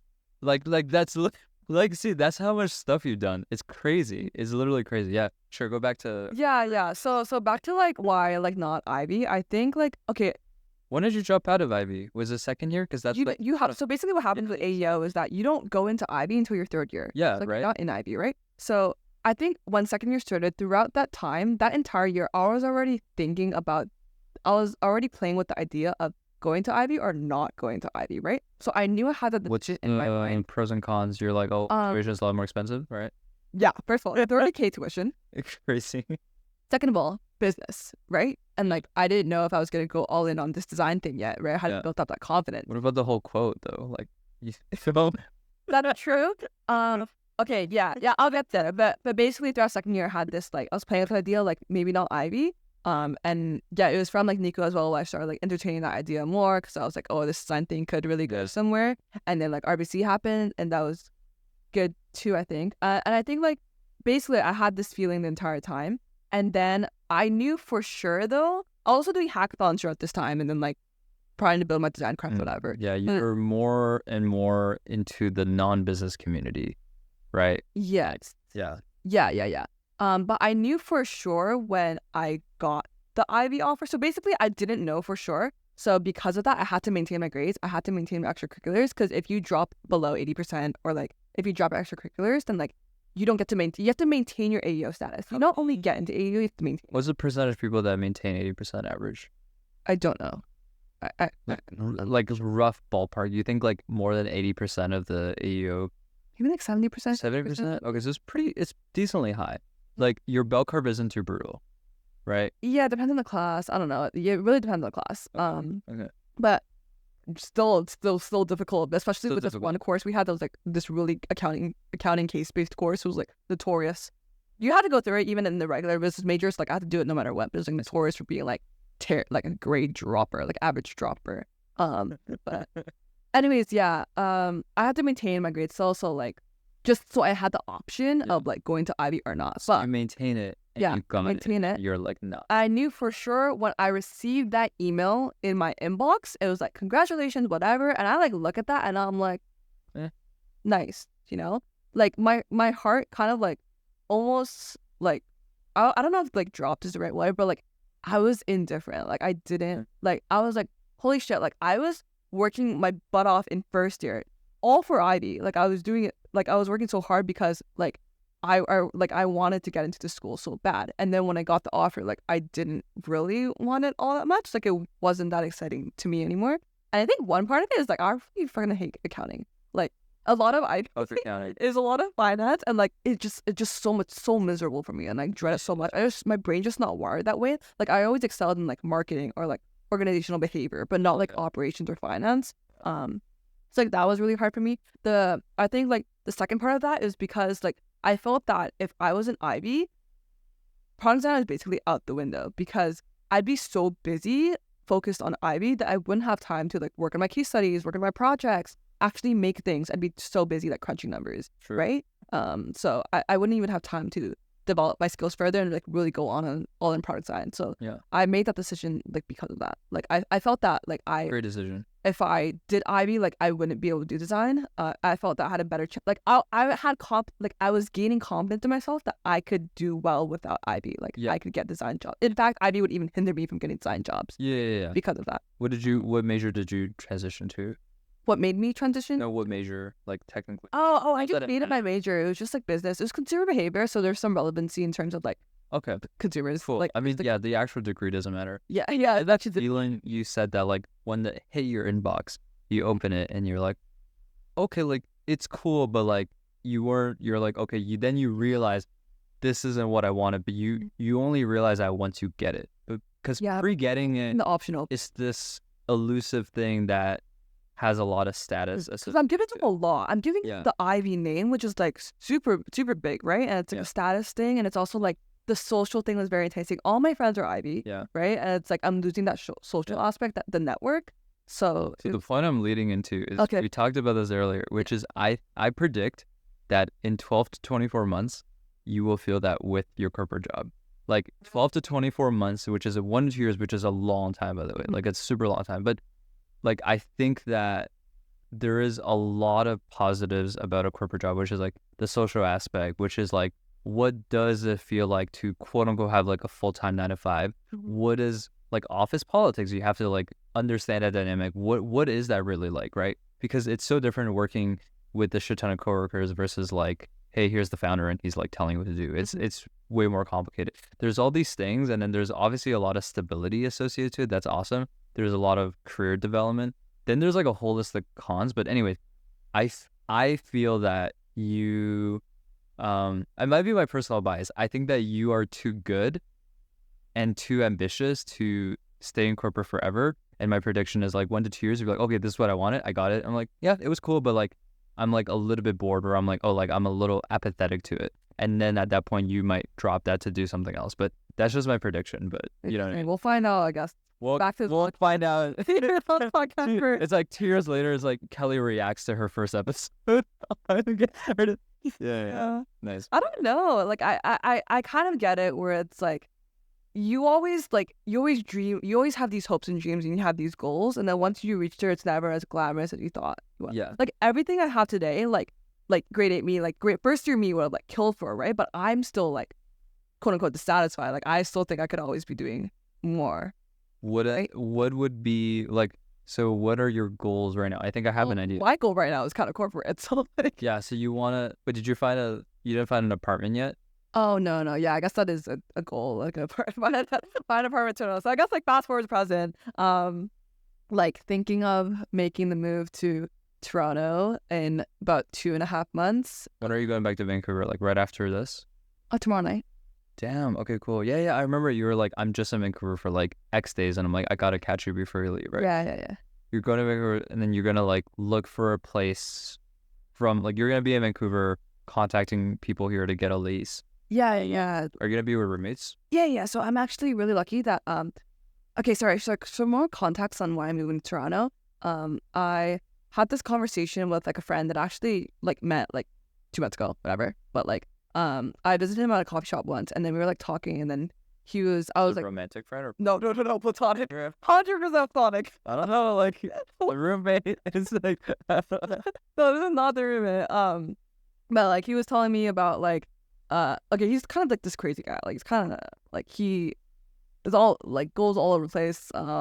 Like I could not explain to you his life, the lore of his life, whatever. Okay. But he's like he's extraordinary. yes. I'm like telling him about like what has been happening and like what I like maybe like think of for my career or whatever, and like community that I kind of like crave or like want to have. And then he like entertained me with this idea of like why not just like try to like live in Toronto for a little bit. Like you don't even like you don't know where you want to work, because I've been telling people it's either going to be Toronto, SF, or New York. If I found a corporate job, like when I found a corporate job, like it's anywhere but Vancouver. I would say avoid SF. New York is awesome, but SF or tech though, that's the thing. I guess, but okay, you know what? I guess, but SF as a city, maybe you have to experience it. I've But never been from to SF. friends' experience and my own experience, it's like you can go hike on the weekends, I love hiking. and that's it. Like there's like everything else is really lacking. The homeless problem is like really severe. Crime is really bad. Like people going out at lunch would have to go in groups because you don't want to get mugged. Like it's a little, you know what I mean? But then again, like I feel like any place is fine for a year or two just to explore. But I love New York. I've been plenty of times. All my friends love New York. Like a lot of them moved there like full time. And so I would really recommend New York. I think you would love New York. I think it fits your sort of vibe and energy of like really cool community getting together, like stuff like that. I think you would love New York. Yeah, just like visa stuff, but like companies that would want to sponsor. Yeah, visa, that do be tough. right? If you need if you're like, I think like your reason for immigration would need that you're like a technical consultant or something. Yeah. There's a whole thing, but I have 2 friends that successfully did it. So if you need help, I can always refer you to them and like talk to their experience. Yeah. Like I definitely still have to like think about that, because there's a lot of like TN1 for example, like all this shit. Yeah. But yeah. So like talking about like how I had this dilemma of like all these places, and he was like, well, like what if like you tried to like go like rent a place like in Toronto that's like he actually like recommended like a cheaper like neighborhood like a little bit like west of like that just like because I'd just be there, because I'm just like I don't have like a full time, it'd just be exactly keep living cost and like taste test living there, what that would be like. There's this community that we're trying to build. So another context, I don't know, you probably haven't heard of it, but like at Waterloo there's this community called like Socratica, and what they do is every Sundays they'll have just a co-working space for people to come in and work on anything but school and co-op. So what's it called?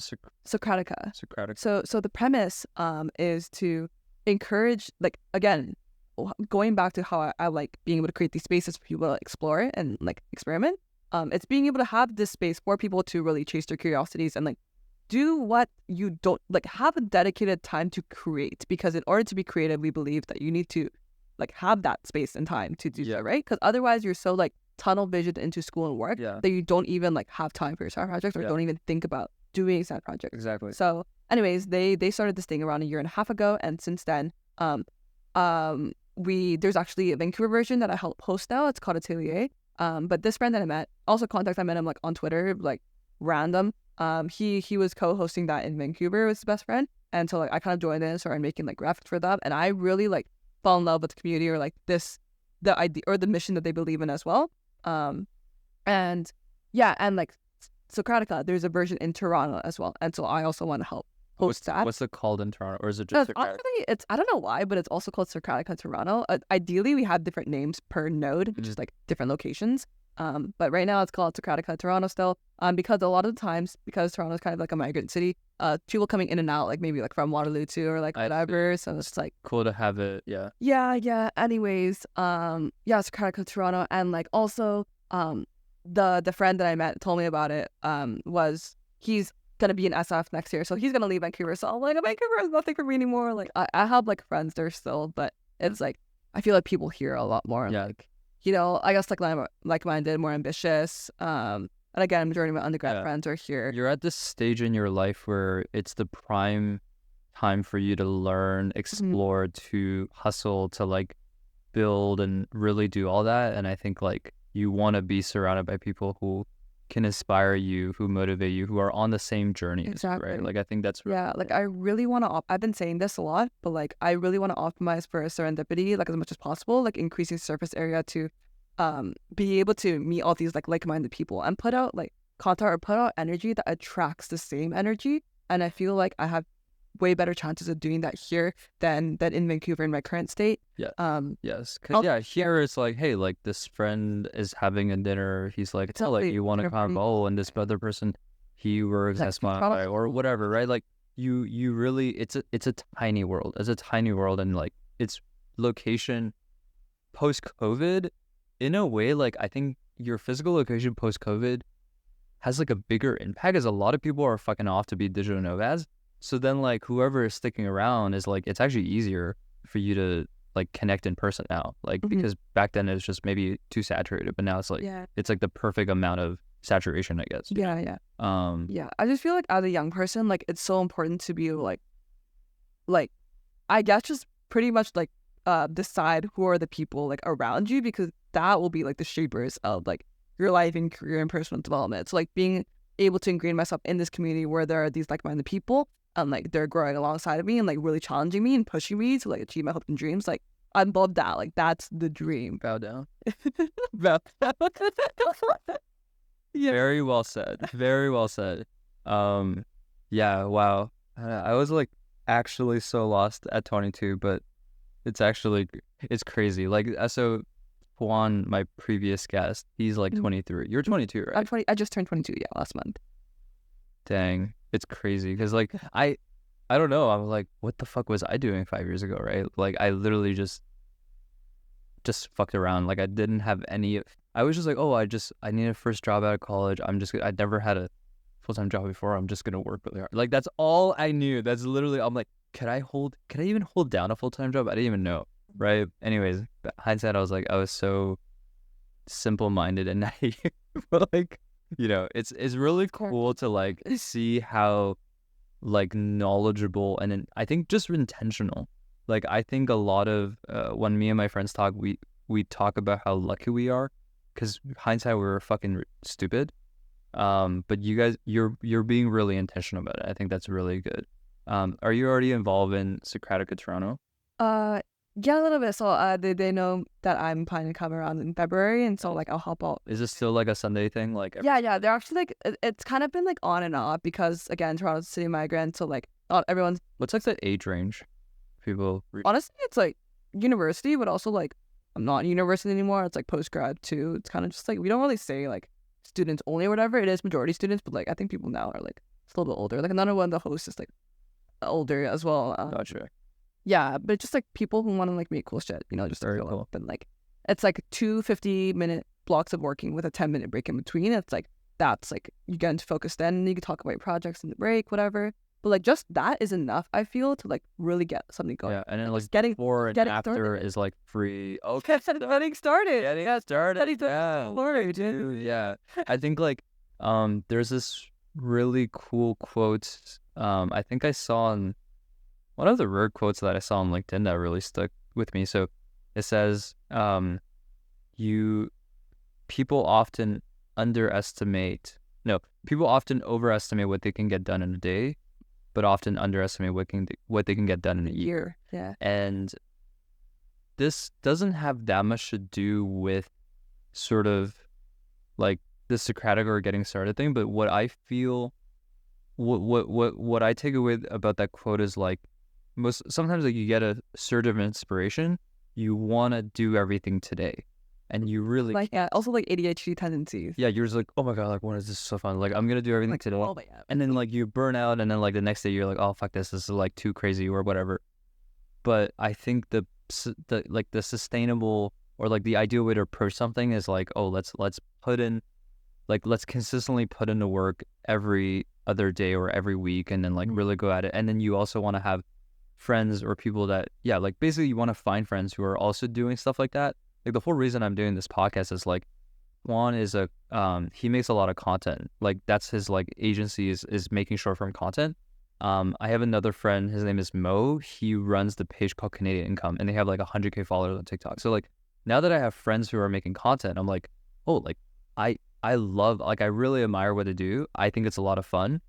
And then like now I'm like, okay, like I'm inspired to do it because they do it. And then when I started, like Tuan came on the first episode, he helped me set up the camera, lighting, and mics. He helped me figure out the equipment. Like it makes it 20 times easier for me to start because he already knows. Or like when I'm editing, like I have a lot of, people is huge because it saves you like years of months of like knocking your head against a brick wall, right? People are like, yo, take the shortcut. Like it's way easier, right? So I think that's really cool. That's actually one of my like core operating principles, like as a human, I don't know, to like lean into community, or like it takes a village, aka like you need people, like the like you're not in this alone basically, and like you need to be asking like for support from your people, which is something that I personally find really hard, like especially like as you've heard like my story, like I have this tendency, or like I've been in situations where like I feel very like hyper dependent and like looking out for myself, like only like taking care of myself or whatever, because I initially just born out of survival, right? So it took me a long time to like learn how to like ask or help, or like ask for support. Hey, like you messaged me or just like, that was the first time in like basically freaking 3 years since I've known you. Explicitly ask for 3 years. I'm like, yo, Kelly, you interested in it? You're like, sure. Or like, no, okay. 3 years later, you're like, yo, I if you have anything, keep an eye out for me. That was pretty crazy. Right? That was huge for me because I don't do that. I don't like ask people for. Okay, so another one of my favorite quotes that I say a lot, I don't know where I got it from. It goes like this: closed mouths don't get fed. And I think it's really, really huge because if you don't ask, no one's gonna give it to you, right? If you don't ask, no one will even know that's something you care about.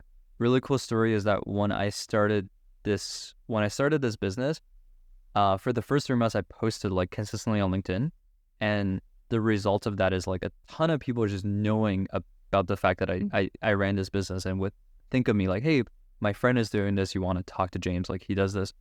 One of the crazy stories that in university you have like bird courses that you take, right? I took French because like I already spoke French, of course, and then there I had he was also from Schulich. He was I think a year or two older. We had this one class together. We're kind of just talking in class. It was chill. Like, were we really good friends? Not really, but just like, kind of friends in class. Like, we didn't hang out outside of class, right? That's it. That's all one semester. That's it. Fast forward to like, what is that? 1, 2, 3, 4, 5, 6, 7 years later. He's a lawyer. I'm doing my own thing. Like, I haven't spoken to him in 6, 7 years. And then he hits me and be like, hey, like, how's the business? I'm like, oh, it's good. He's like, oh, I have a friend who's running like a e-commerce business in Australia. Like they're looking for, and then like I get a client through that, right? Like that's a crazy one. Another one is like when I started this business, I made my website and I literally went through my entire friend list on Facebook. I went through my entire follower list on Instagram. I went through my entire connection list on LinkedIn, and I messaged anyone that like, you know who I messaged? I would message the recruiters who would send you a message and be like, hey, like, this is a job. Are you interested? And I'm like, oh, no, I'm sorry. Like, I'm not sure. And then I would message me like, hey, like, if you have any opportunities where people are looking for, like, contract or agency, please keep me in mind. Even those people that I literally don't know, I'm DMing them. People who I haven't spoken to for 4 or 5 years since university, who I never keep up with, I'm like, okay, sure, I feel a bit ashamed sending them this message and telling them, hey, I'm starting my own business. Like, if you know anyone. But I'm like, what's the harm? Like, really, like, you get over that feeling in 2 seconds, and it could be infinite upside for you if you just send that message. So I really am a believer that, like, okay, like, if you want something, just literally ask anyone and everyone, and people are really willing to help you. You definitely see this, right? Like, people are more than happy to help. It's I think Toronto is I don't know if it's like this with other cities, but what I found since starting my business, or even before that, is like a lot of people in my network, we're in the same industry, we're in the same field, but you do not feel like you are competing. You do not feel like you're trying to outdo each other, or you're trying to gatekeep or whatever. Like, people are genuinely down to help and tell you everything that they know.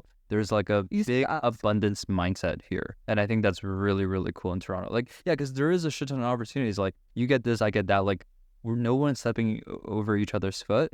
Abundance is huge versus like, I don't know, my parents' generation, they said that when they like did their business back in China, like it would be anyone and everyone would try to scam you because like there was no opportunity. So like if someone saw that you were doing good, they would try to get a piece of it. They would try to like do something. But here is like people, you're thriving. Oh my God, I'm so happy for you, right? Like over like it's so different. She doesn't understand when I tell her like, oh, like my friend referred me. Like she's like, why don't they just take it? Why the fuck? And I'm like, I guess they're too busy. And they're just like, how does that make sense, right? Yeah. So it's a very different, like, yeah, it is a very different, I guess, energy and vibe in Toronto. That is very nice. Yeah, like 100%. Like that's something I've just been like learning, constantly, actively trying to practice, like asking for help and just like putting myself out there. I think there are two parts to this. Like one is actually something from a book I read recently called like The Defining Decade, and it's about like how the 20s are like whatever, you have to like make the most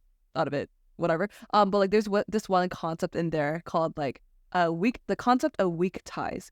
And essentially what that's saying is like, it's not your best, it's usually not like your best friend that will get you that dream job. It's not like that one random person like you sent the message to once or interact with once at a networking event that will like get you there, like a weak tie. I actually consider you like sort of around that concept of like weak tie. I worked with you once, like in Niku, like, and then we're not hanging out on the weekend. Yeah, to watch movies. That's not really happening. But it's like on the professional level, I'm way closer to you than a lot of other people, but like personally we are not that close. Yes, exactly. But like we both like I think really highly of you, so it's just like you're not like deep personal friends, but it's like we can help each other out as if we're like pretty much good friends essentially. It's very, very valuable. Yeah, and like it's like the weak ties will get you there, so like I'm really like thankful for that as well. And then the second part of this, when I talk about like asking for help or like putting myself out there, surprisingly, like actually, like you said, like LinkedIn for you like really did wonders for like your business. For me, it's like Twitter, and like for tech, it's like Twitter. I'm sleeping on Twitter. It's like I gotta hop on Twitter. Yeah, no, the Twitter, there's pros and cons, but like Twitter for me has been really great. I especially feel in these past few months, although nothing material has really changed about my life, like I came back to Vancouver and like I've been kind of chilling, freelancing, whatever. I feel like such a huge mindset shift, and based on like people I've like met on Twitter, like one, the friend I mentioned earlier, but two, you tweet a lot. Not too frequently, but enough, or like. Yeah, I'm kind of like getting to that in the sense that like I've been on Twitter for like maybe 2 years, and then like I immediately kind of was in like tech ready on Twitter. Oh yeah, no, I'm not even gonna get into that. Like I have a friend who unironically says X, and I'm like, I cannot. Like I was born on like Twitter. Anyways, I think in the past I would kind of almost feel like I would have to need to perform on Twitter. Or, like there's pressure to get like the viral tweet or whatever. I don't know. I was just like saying, but I kind of just like said my thoughts. But there were definitely times where I felt like maybe jokes I was making or like shit posts I was making was like very intentional to try to get engagement or whatever. But in the past few months, I feel like I've really only tweeted stuff or expressed stuff that I like really genuinely feel in my bones and like shared that with the world. And the reception that I've gotten is kind of like crazy. Like, okay, well, first one thing that actually got me, one of the clients that I have today, is I was at a cafe and I was like, again, random inspirational, motivational burst to like do something and make something. And so I decided like I'll make a Figma themed resume because I just like I love Figma first of all. And then I wanted to like I was like low-key procrastinating work. But like anyways, low-key procrastinating work, but I was inspired. So I was like, I'll just like crank out this resume. So I did that, and then I was like, I shared it in my Twitter circle at first. I'm like, guys, like, should I post this? Whatever. They're like, post it. And I'm like, okay. I post it, and then it gets like more traction than I could have expected. And like all these people like saying like, oh, it's great, like love it, blah blah blah. Like I didn't even expect that. I just like wanted to like make this thing. And then I got like someone reached out to me for that, like the other client that I currently have. So that was one. Another thing was like because of Socratica or like Atelier, which is the Vancouver version. One day I make graphics for them now, and then part of my theme is like it's kind of like handcrafted or like almost like childlike wonder or like play, and so I like handwrite a lot of stuff, but I was getting tired of handwriting, so I was like, what if I try to turn my handwriting into a font? So then I like cranked that out in one Atelier session, and I like demoed by the end of it like this is the V1 version of my font, which is my handwriting. And so I just started working more on that. And then kind of when I refined it a bit, I like posted about it on Twitter. And then that also like got traction. And I started like talking to people too that were like really like that, blah, blah, blah. And then recently also I just like tweeted a thought that I had, and it was about like some pieces of advice that I keep telling people. What's the advice? The advice is one, I don't know if it's in order, but it's like one, double down on your interests, like do more of what you like, and then like axe what you like dislike, you know, really curate your taste. The other one is like optimize for serendipity. I tweeted that because I was coming off a conversation with someone that I was like kind of mentoring with design, and then I like gave her some of that advice, and I was like, I keep telling people this shit. And so like I just tweeted about it, like I just thought about it, and then I woke up the next morning and all like all these retweets, and I was like blowing up. Yeah, I was like so confused. Anyways, yeah, through that it's kind of like, and I started writing more. I started writing more, and then like expressing my thoughts, and then just like publishing my writing, and then people like resonating with, like before I just felt so scared that I had to put on this persona or like perform on Twitter. Like everybody's so smart, like crazy smart, like all these big whatever, like who am I, right? But then like when even just one person, I think I remember one person retweeting that like tweet I sent out, and her caption was like, I needed this today, right? And I was like, this is it, like this is all it's for. Like just one person, even that warmed my heart so much. Like, and this wasn't even something I was trying to do. This was just like my genuine thoughts and opinions. So like, why don't I share more of like what I'm actually thinking and feeling, and then like see like what bites out of that? Like, and I want to attract more like-minded people, like people who like resonate as well, and like have good conversations with them and like learn from them as well. Like people, because I don't know if I've always felt like I had friends who like would challenge me in my dreams and such. So like I want to attract more like friends and community like that. So yeah, and like so like Twitter taught me that too. So like now my mindset just kind of like build in public, like just like show the world like what you're doing. Like doesn't matter how like perfect or unpolished it is, like just show it. That's something I'm like still working on, like always working on. Jesus, because I have a tendency to like be in this perfectionism mindset, but like one is better than zero. Like it's better to just like put it out there and like get started again. Dang, you're killing it. Holy shit. Damn, I'm very impressed. I didn't know you were doing that on the side, but I think it's gonna like definitely keep it up, be consistent, and like I think like, I mean, that's part of the reason why I'm starting this. I think like there's so much power in building your personal brand, but like building it's kind of like a fucking, you know, like it's kind of, what do I call it? It's kind of like corporate jargon or like tech jargon, but what it really means is just like, instead of just consuming content, like create stuff, like tell stories, like share your thoughts, and then like people are gonna know about you. They're gonna keep you top of mind, and they're like, you basically have like a, I guess like a brand or like a reputation. People are like, oh yeah, like this person really good at that.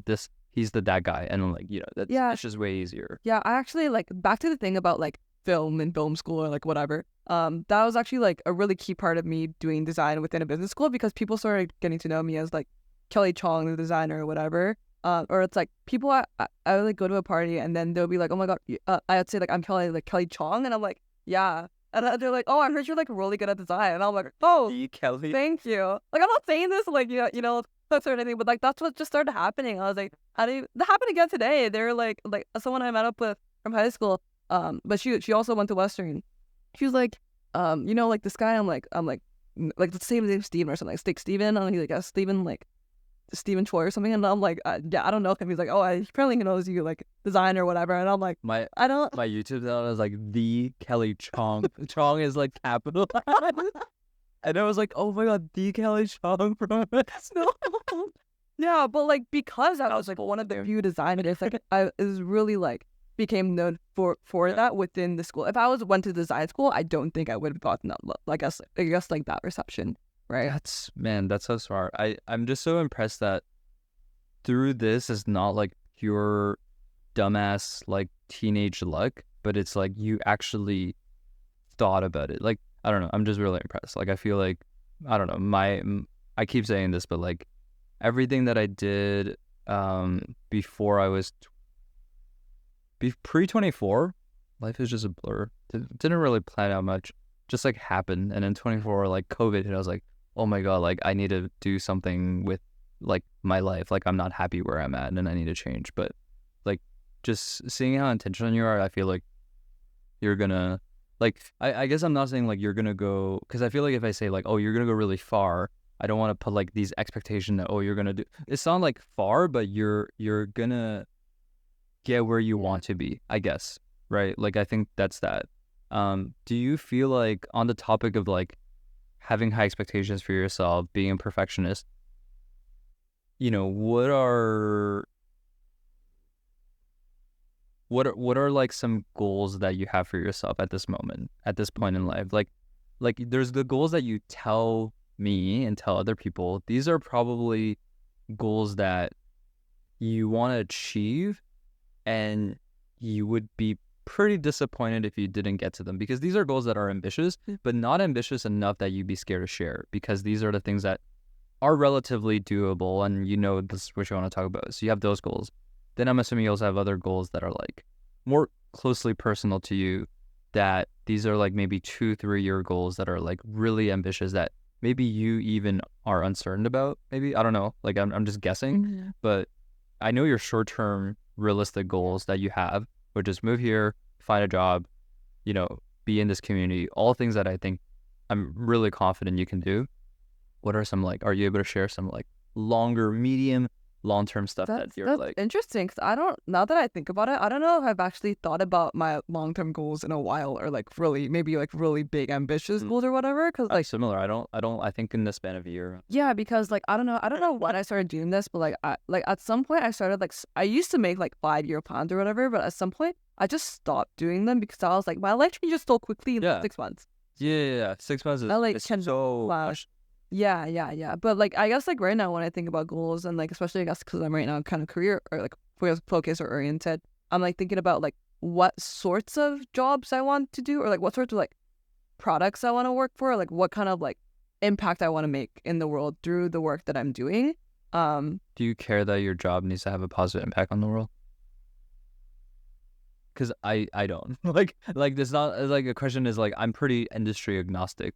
Like I feel like I can do good outside of work, and work is like a means to an end of like financial freedom. And so I'm like, okay, like it's awesome if I work on something that has like a really good cost, but if it doesn't, I'm like, I see really that. don't Yeah. care. I see that for Well, it's not doing evil. yeah. I see that for sure. I think just from like personal experience, I've learned that like I really need to be product values aligned. In the sense that I really need to actually give a shit about the product that I'm working on. In the sense that you could be a customer yourself.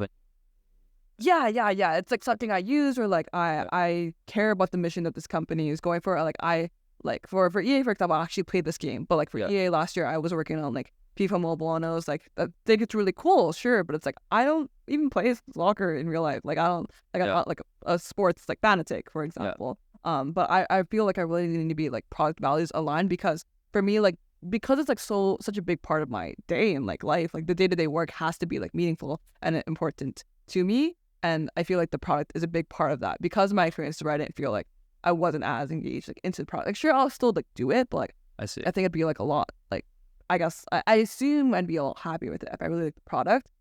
Because usually like I'm happy when there's like good people, but I think there will also be good people if I were to really like a product, like I was somewhere that product. Okay, hypothetical scenario. This product that you're working on is a software that helps elder people live a better life because they can have easier access to, I don't know, like healthcare services, hypothetically. So of course you cannot relate to it, but you're doing good for the world. And like, would you recommend this to your own grandma? Like, you're like, yes, it's such a cool product.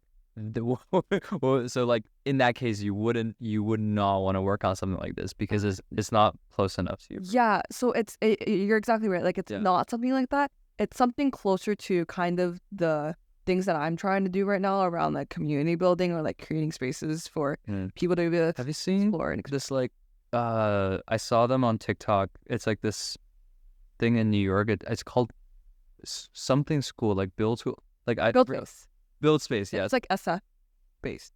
Really? Okay, but like there are people from New York, so okay. Anyways, that shit looks pretty cool. Like I feel like you should apply for the next one. But yeah, Buildface, like, yeah, kind of that friend I was talking about earlier, he was also in Buildface. But it's like I know a lot of cool people in Buildface. But like shit like that is really cool. You just start Buildspace.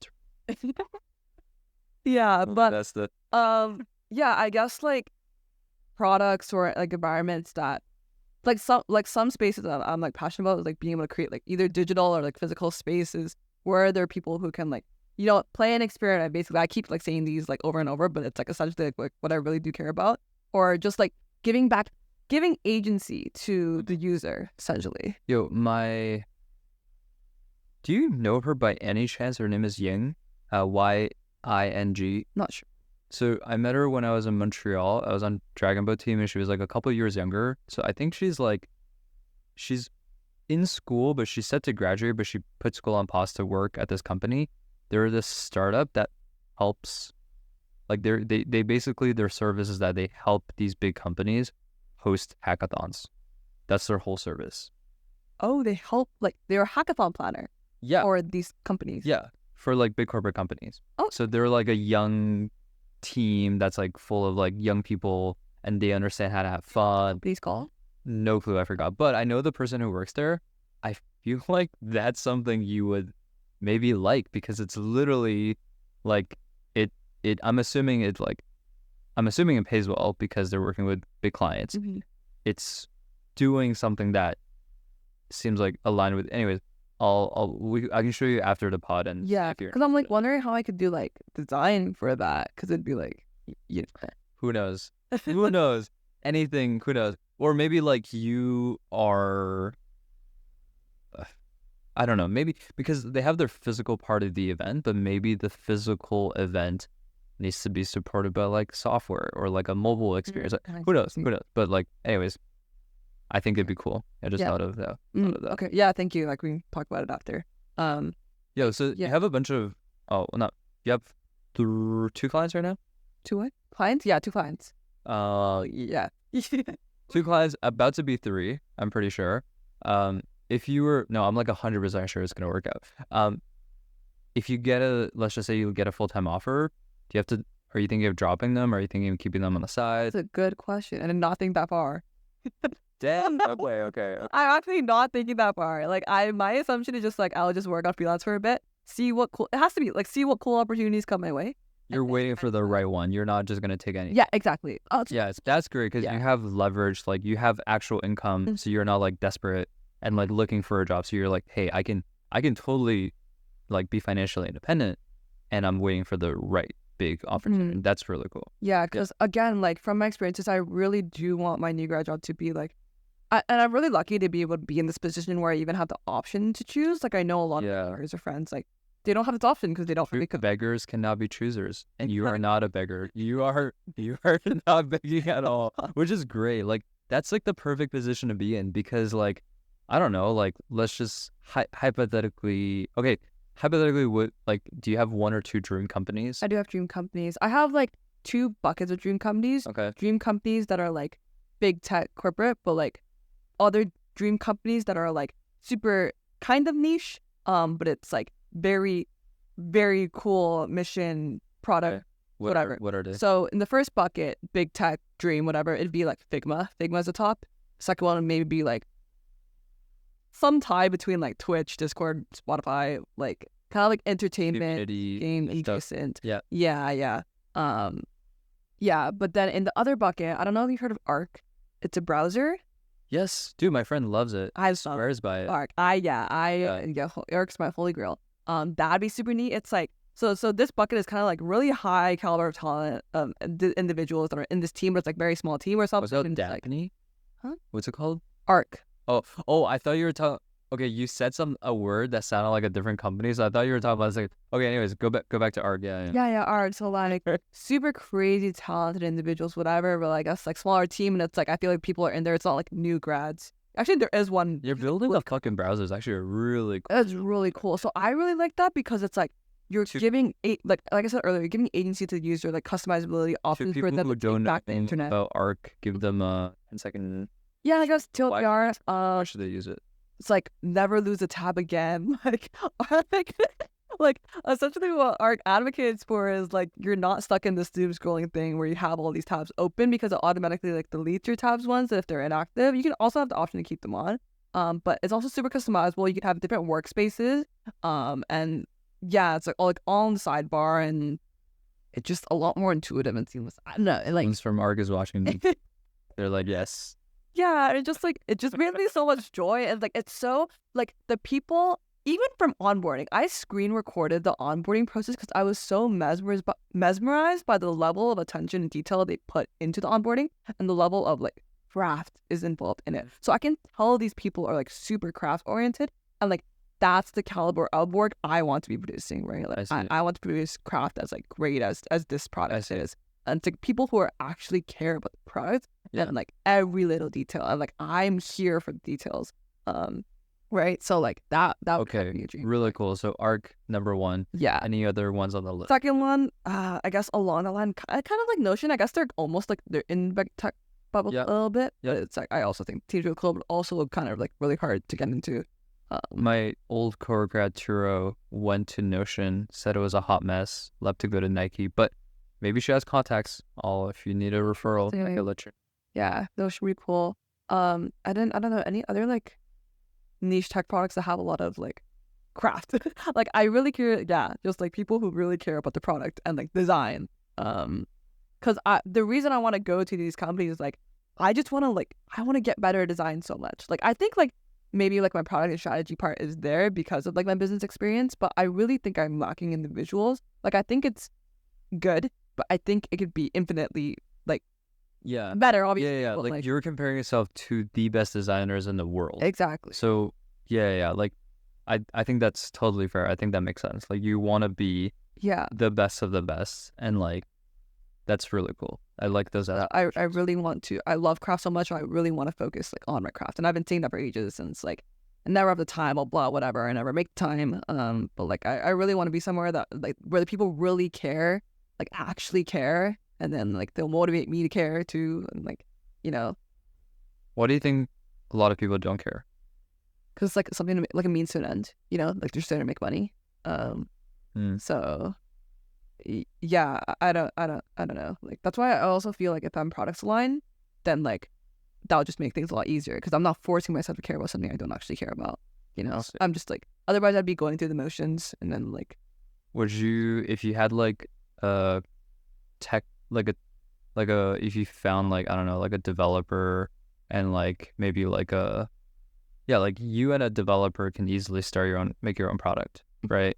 Have you thought about either side projects along this space, either building like there's this girl that I follow into, I forgot her name, like I never remember these names, but I think they built, what's that web app? It's called like Spaces at, like it's like Life at Spaces? Life at Spaces? The co-working thing. Yeah, I've seen that. I use it actually sometimes. Yeah. Like I had a phase where I use it, but like stuff like that, like you could make, not that you need to make money with it, but like it's like building something that people use and then making some income would validate that this product is actually worth something. Yeah. And then like that could be like cool side income, but it could also be like a launching pad to like get into one of these really sick companies, because you do have to like be really exceptional and stand out. So like I think the best path to doing that is like doing your own thing, because like when you work with these clients, like you can do really cool work, but you're still going to be confined to certain kind of limitations, right? And so anyways,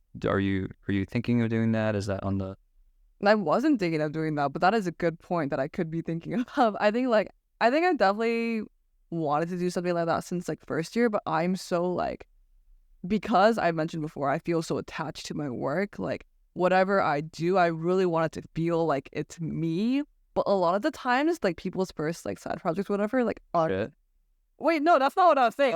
Like, it's not like their life's work, whatever, right? But I always but basically like shit, like in the sense of like you're not proud of it, like it's like an amateur project, because it takes like people will need to write 10,000 songs before they get a hit. Like your first 10 songs are absolute garbage, right? I mean, I don't think yours would be, because you have really had so much experience, but shit in your sense, like like you're not proud, it's not your best work, like so you're afraid of like making I like there's still obviously it's so hard to get rid of the perfectionism in me, but I feel like whatever I start, this will be known as like my baby, and so like I want it to be like really me, and I don't know what that is. Is it also scarier because if you work on a client project, part of the lack of perfection can always be attributed to the client, because it's not all you do not have full creative control. But if it's actually your own thing, you have 100% control. you're a lot more vulnerable. Yeah, I was a lot more open to 100%. criticism as well. Mm. Whatever, and it's like, yeah, I don't know if people like the stuff, whatever. And then I also invest all this effort into it, and then like, what if it doesn't?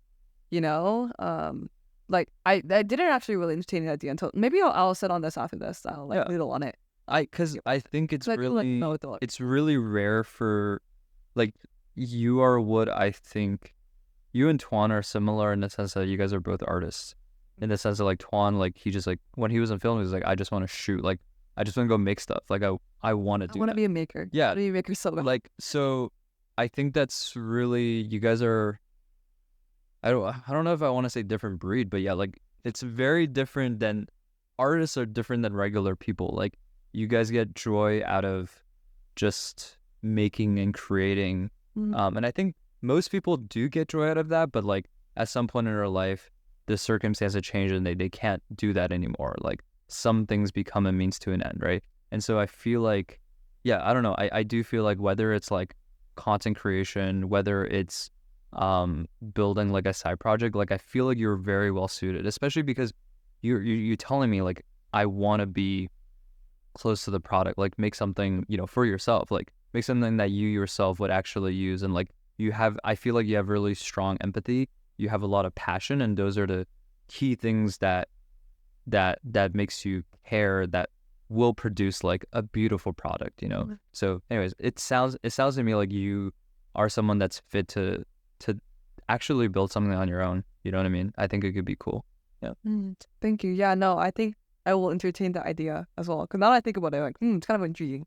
Yeah, you're like, I could do anything, and then you could post it, you can build in public, right? Yeah, exactly. I didn't think about that before, because I think the other like caveat is that like I'm a designer, so like I design it, and then I need a developer to carry out this like vision. I needed to bring someone on board. You can also 100% find developers. Yeah, because I think because you're really well connected, you aren't part of these communities.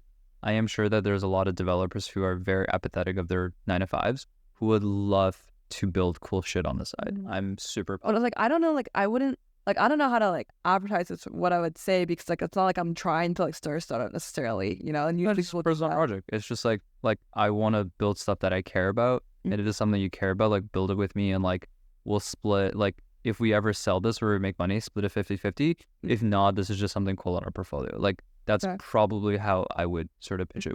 That's something what life at is that. But I'm thinking, like, there must be, like, developers are like the fucking engineers of the digital space, right?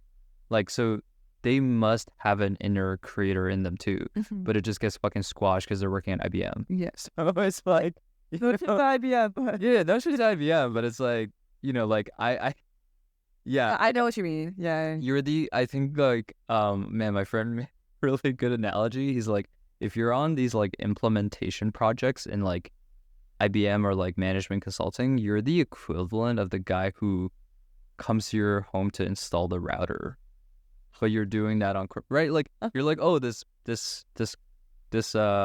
corporation, they need like a banking portal, and you're just like copy pasting whatever you made for the last 20 projects, and like you're basically installing a router. Like no shade to people installing routers. It's a really essential service, but I just don't think it's creatively fun at all. You know what I mean?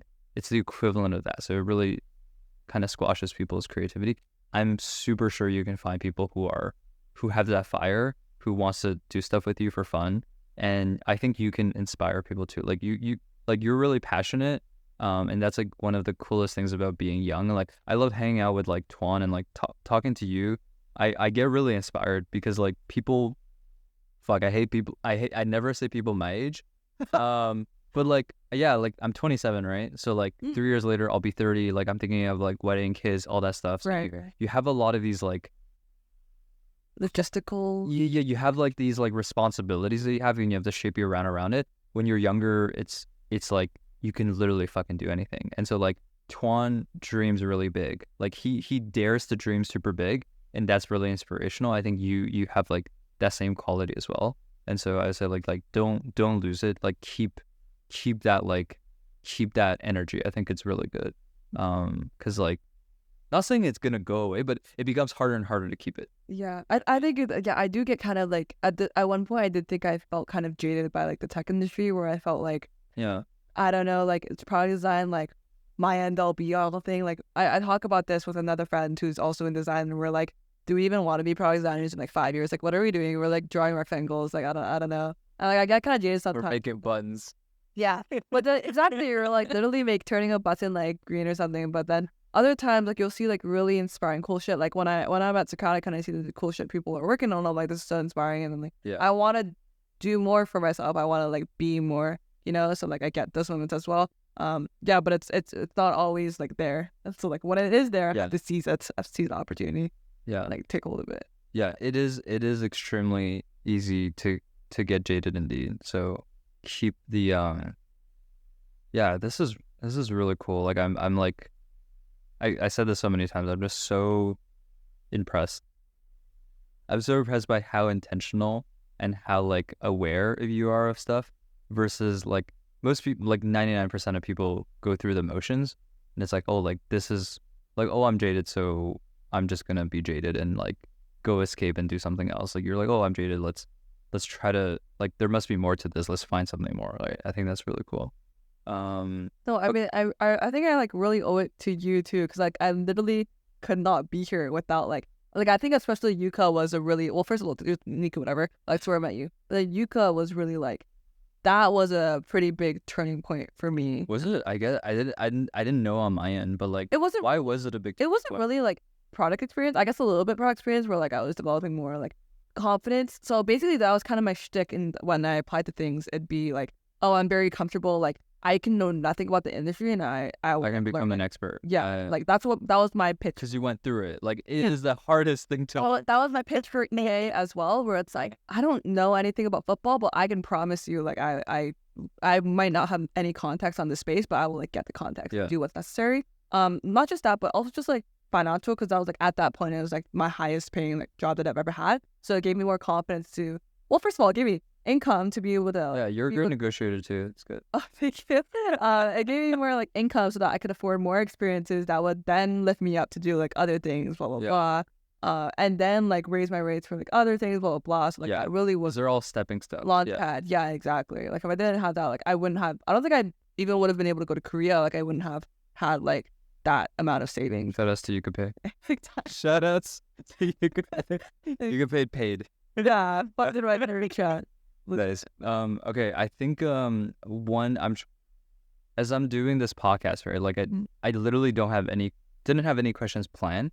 I usually don't have anything, like I don't have a set of questions that I ask everyone. The one thing that I think could be cool to ask, like one or two questions. So the first one is like, you know, like if someone is watching this and they are 18, 19, 20, maybe even 21 or 22, like around this age range, and they are sort of maybe like in your shoes, but like 4 years ago state, where they're like, hey, like I am in a creative field, I'm in design, I'm in whatever, I want to like, I feel like they want to become you, the Kelly Chong of today. They're like, oh, like Kelly did so much, Kelly did all this, and like she seems to be like really aware of what she likes and dislikes, and she has some sort of clarity around what she wants. So you go from like, I just knew I wanted to go to the fucking East. That's like, that was the one direction, to now like you have so much figured out. What would be like 1 to 2 pieces of advice you would give to someone like that who's like, you know, just they have some idea, they have this very broad direction, but they don't really know where they're going. They have a lot of uncertainty. They're scared. They're nervous. It seems like, yeah, things are working out for everyone, but like they don't know if they'll work out for them. Like, what would you tell them?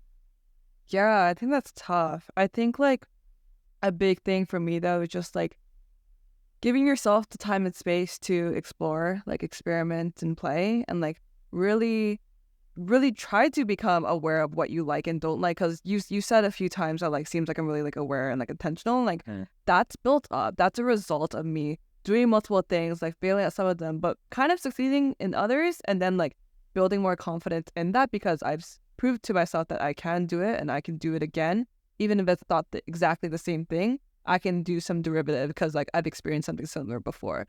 So by being able to explore multiple things, I'm like learning from that regard that, hey, like I'm building self-trust, and then like I can do that again, right? But yeah, just by exploring like and getting like I even had like Apple Notes out or whatever, and like I felt that I journal often. I'm quite introspective. When I don't like something that much, or when something does energize me and bring me joy, I like note that down. I like try to figure out like what clicks within me, like what sparks, what ignites the flames in my heart or my soul, whatever. And like gets me going. And like those are the interests and like likes that I really want to, like I've said this before, like double down on, and really pursue. When there's something itching in your brain, when there's a rabbit hole you feel like you need to dive into it, right? Like lean into your interests. Because like beautiful things come out of it. Right? So I love that you talk about journaling. Everyone talks about journaling these days.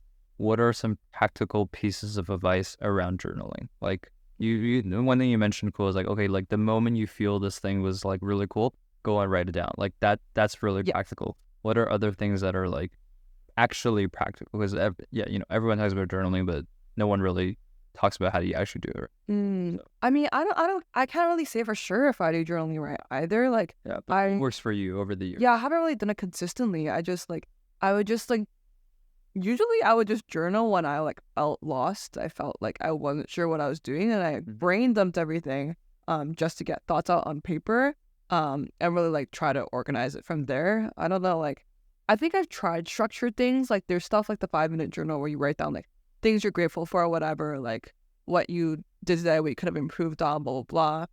And that's all great. But like, for me, I've just so many emotions and thoughts. I'm an overthinker. I just needed to get it all out. So I just like dump it. That makes sense. Yeah. I don't know if like in terms of what came out of that, I guess it's like me synthesizing stuff after. So like, I think there's this one point where maybe like while I was in Korea, I decided like, hey, I should just like, every morning I'll just like wake up, write, like doesn't matter. Oh, like morning pages, that's also a thing where like you just write 3 pages of like whatever. But for me, that was like on a Google Doc. Like I would just like write in the morning and like, what am I currently feeling, like thinking, whatever.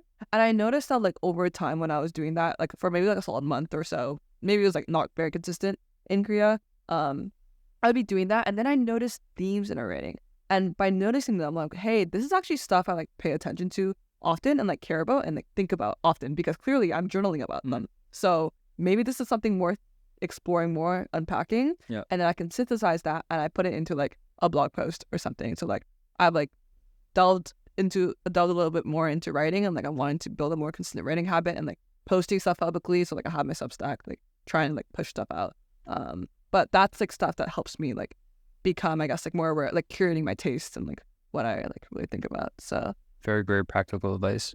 And then, so that was the first reoccurring question that I'm trying to do. Okay. The second reoccurring question I'm trying to do, I didn't ask like Tuan my first guest, but recurring story today. This is recurring story today. I mean, we're experimenting these depending on how these go. The second one is like, someone asked me this recently. I thought it was cool. It's like, oh, like, is there any question that you don't often get asked, but you wish that people would ask you more? It's a weird question because it's like, take some time to think about it, right? Like, what are things that like people don't ask you about, but you wish people will ask you about this? Like, because I don't know what I don't know. Like, might be stuff that's really important to you that you care about, these opinions and things that you want to share, but I wouldn't know that you have them, and I wouldn't know I know that. Try to. So like, what did you wish I asked you, or like, what are some things that you don't get to talk about with people, but you want to talk about hypothetically? Take time, Daria. Yeah, I was like stumped too, so it's like it's a weird thing, like things that people, because you're right though, because I usually like I expect certain like questions, and I give out pretty like repeated answers, like spit out like rinse and repeat, like different levels of specificity depending on who I'm talking to.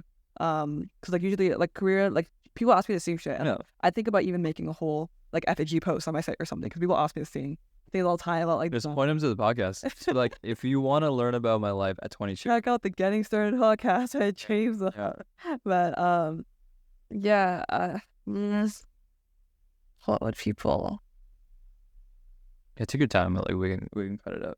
Yeah, I mean, like, the first thing I kind of keep in mind is like stuff like not career oriented. Just me as like a person, or like for example, it's stuff like I talk about with my friends. Like a lot of my conversations with my friends is about like relationships.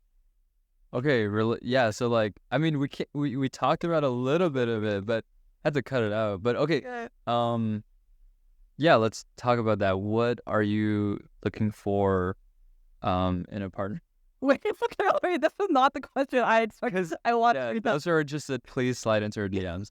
Well, what are you looking? Okay, well, I can't talk. I have a list. Yeah? I have a list on notes about it. How long is the list? That's like okay. Okay, but I don't like need the list to be able to talk about it. I can just talk about it as I would be talking about it like with anyone. But like when I think about this, actually it's changed. I've had a list since like grade 12, but like it's changed. Okay. I've like met different people, Iterated like list. been Nice. different relationships or whatever. Main thing for me is like one like communication feels like conversation feels really easy. It's like never like forced, like because obviously you're gonna spend like the rest of your life with someone, like you should be able to talk to them, like right, and you're gonna be with them every day. It has to be easy. You should never feel like forced. So communication in that regard, like a conversation, like a kind of like a game of ping pong almost, or like really good dynamic, really good banter. I like really like that. And like wit too, like it's just like a good back and forth. Like doesn't feel like an informational interview or something, you know. That's one aspect of it. Like it's quality of conversation, but also like communication, like like communication styles have to kind of match up. Like how there's this like article I read about like, are you a giver or a taker in regards to like conversation? And the thesis is that there are two types of people in conversation. There are the givers and the takers. The givers are people who are the ones that are like constantly asking you questions, like to get to know you more. Like when they first meet you or something, they'll just like ask more questions. The takers, on the other hand, provide anecdotes about themselves, or like try to like relate by talking about an experience. And that's how the conversation, there's never like questions in between, but it's like this topic that they talk about, they add a tangent about their life, and then that leads to another conversation. It's like doorknobs. Are givers? You're I don't know, but I'm a taker. So I like from the article I read that like it's best if you have givers and takers together rather than like givers and takers. Because I was with a giver before, and it was like I felt almost like bombarded by all these questions, and I couldn't think of interesting questions to ask. I felt really burdened to ask questions. But like I just didn't have questions. I just like hearing about someone's life and then like taking bits and pieces of that and like incorporating my own lore into it, whatever. Like trying to leave these conversational doorknobs, if you will, open for them to grasp onto and like open a new conversation. I see. So yeah, conversational styles. Like never heard of that concept, but I know what you mean. Really interesting. So like I'm definitely a taker because I'll just like say stuff and like they'll say stuff and then I will like inject my own experience into it. It's almost like a form of empathy, I guess. Yeah, because I just like don't think like I can't like really think of questions, like, but I am good at like talking about like honest experiences and like, or like I've done this actually often on this podcast, but I'll say like, oh, this book I read, this article I read, and like that's like the tangent. That's like, you know. Anyways, so you need a taker. Yeah, I think I need a taker as well. So aside from communication, another big part of it is somebody that I admire, am inspired by, am challenged by, and in turn I can challenge and push them. So it's not only important for me to feel challenged and that they're motivating me to grow and be the best version of myself, I also need to feel like I can do that for them. They have to be like a designer at art. That would be a great prospect. It's not that. No. You're like, I'm very inspired. No, but like we don't even have to have the same interest, but it's like values should be aligned, right? Like pushing each other out of your comfort zone, encouraging each other to grow. But no, this is very important, but not in a way that feels dismissive.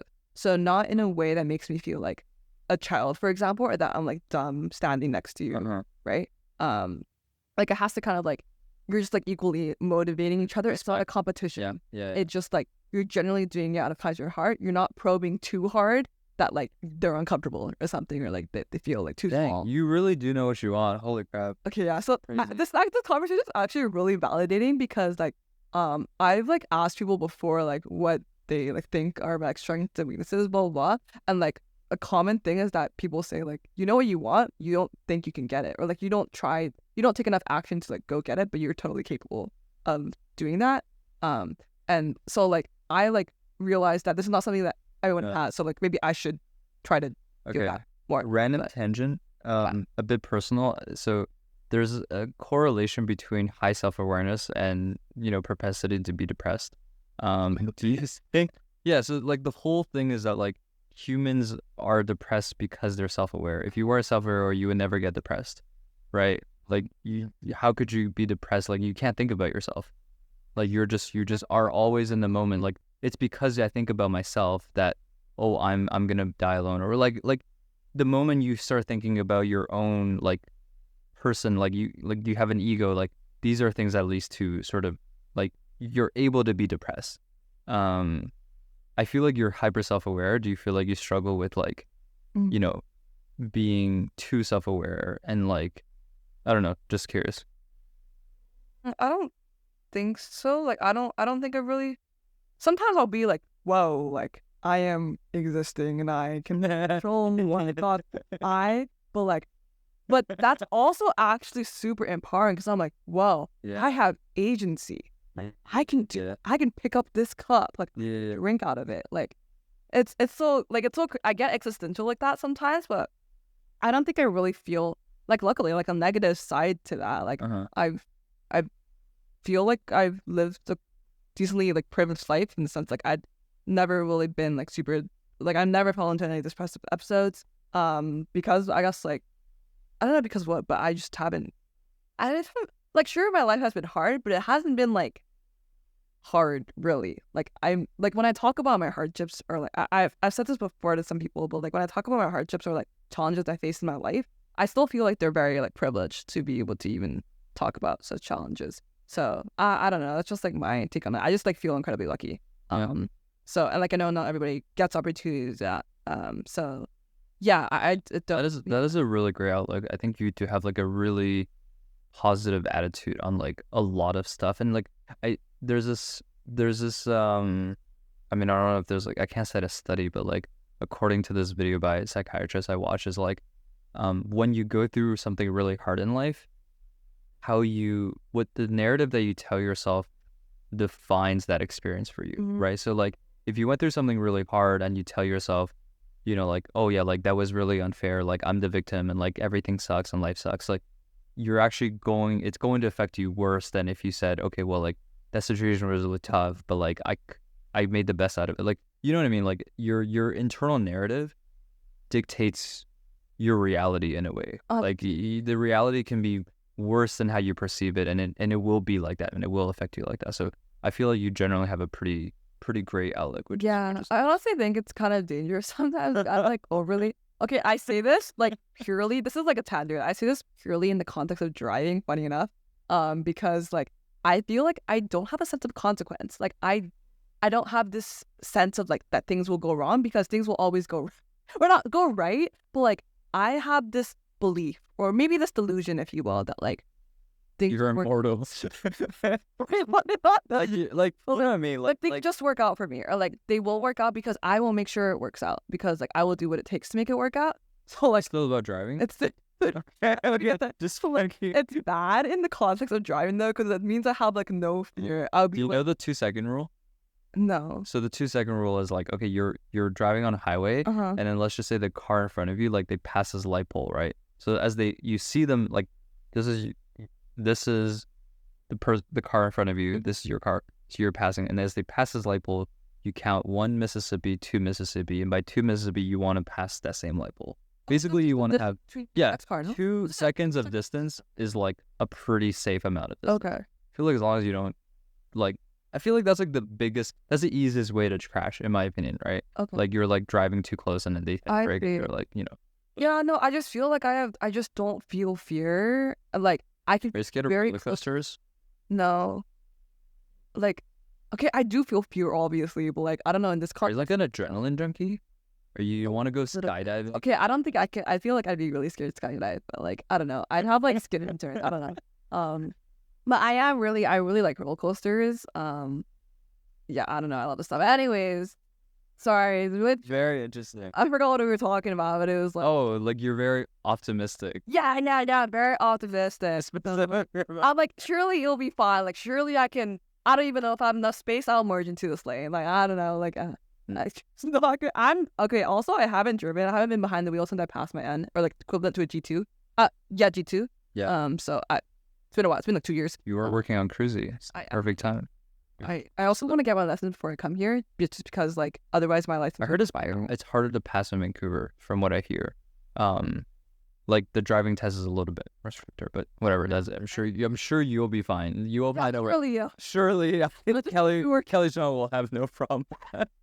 Yeah. But anyways, yeah, I just have this like, I guess I just have this optimistic outlook. I don't know. Like, I think it's again like the self-trusting I've said a couple times. Like, I've built up, but I'm still like not the most confident, but I built up enough confidence in myself in the sense that like I can take on XYZ tasks and like I can make it work. So like why not make it work the next time? Like I'm sure like I'll find a way. Like I will like, you know, bend the world and to like to find a way to make it happen, you know, and like do what I can. And if it doesn't work out, like it might not always work out the way I expected it or like wanted to, but like nothing does, right? But like it will work out somehow in the end. Don't know how long it takes, don't know through what method, but I'd like wholeheartedly believe it will. Motherfucking conviction. Yeah, it's like manifestation basically. Yeah, but like conviction is really hard. Conviction waivers, it like, I do waver. But yeah, but then just knowing that okay, like it can waver, it can whatever, but things will work out. That's really great. It's really rare to have. Like so then you can you'll set your I mean, I think you already are, but like setting your sights on really big and great things, and with your attitude, I feel like you have a great chance to get there. Anyways, I do think we should wrap up because it's getting pretty late. I want to say that like I really appreciate you having you on my pod, and like it's so cool because I think like, you know, we could have dinner, but I don't think it would go this deep. Like this is a really cool opportunity for me to learn about your life. And it's just been like I'm very fascinated. Like you have your life is just really cool. You're just really interesting as a person. So thank you for coming. Oh, thank you for having me. I agree. Like I really like being able to talk with you. Like we don't talk. We don't. Yeah. I'm like, you don't want to work on this client? Cool. Exactly. Or like we talk off and we're like, bigger here, different to fixes. You know what I mean? Like we very limited interaction, but like we felt like we were almost like in the trenches together at certain periods of time, working side by side. And like I knew you were reliable, I knew you were good, so it's very nice to like get to connect. Maybe I should start a podcast with my friends. Like people I don't talk to, like invite people, but it's just like getting people that I want to get closer with to talk. Exactly. I'm like I'm gonna talk like people who when you catch up you're gonna talk anyways. Yeah. Why not make it like I do think this setting also makes you. I feel like I'm way more focused. Like I'm really focused. I'm in the moment. Like it's you know what I mean? And then what's cool is like this does feel casual for me. So I don't think I'm like as filtered. I know I can cut shit out. We can swear, we can, you know, do it. Oh yeah, sorry. I just like Yeah, it doesn't matter. So like I think like it is it's a pain to edit after, but it's also really fun. I think you'll like it. Okay, I can stop it actually on my Apple Watch. It's really nice. Okay.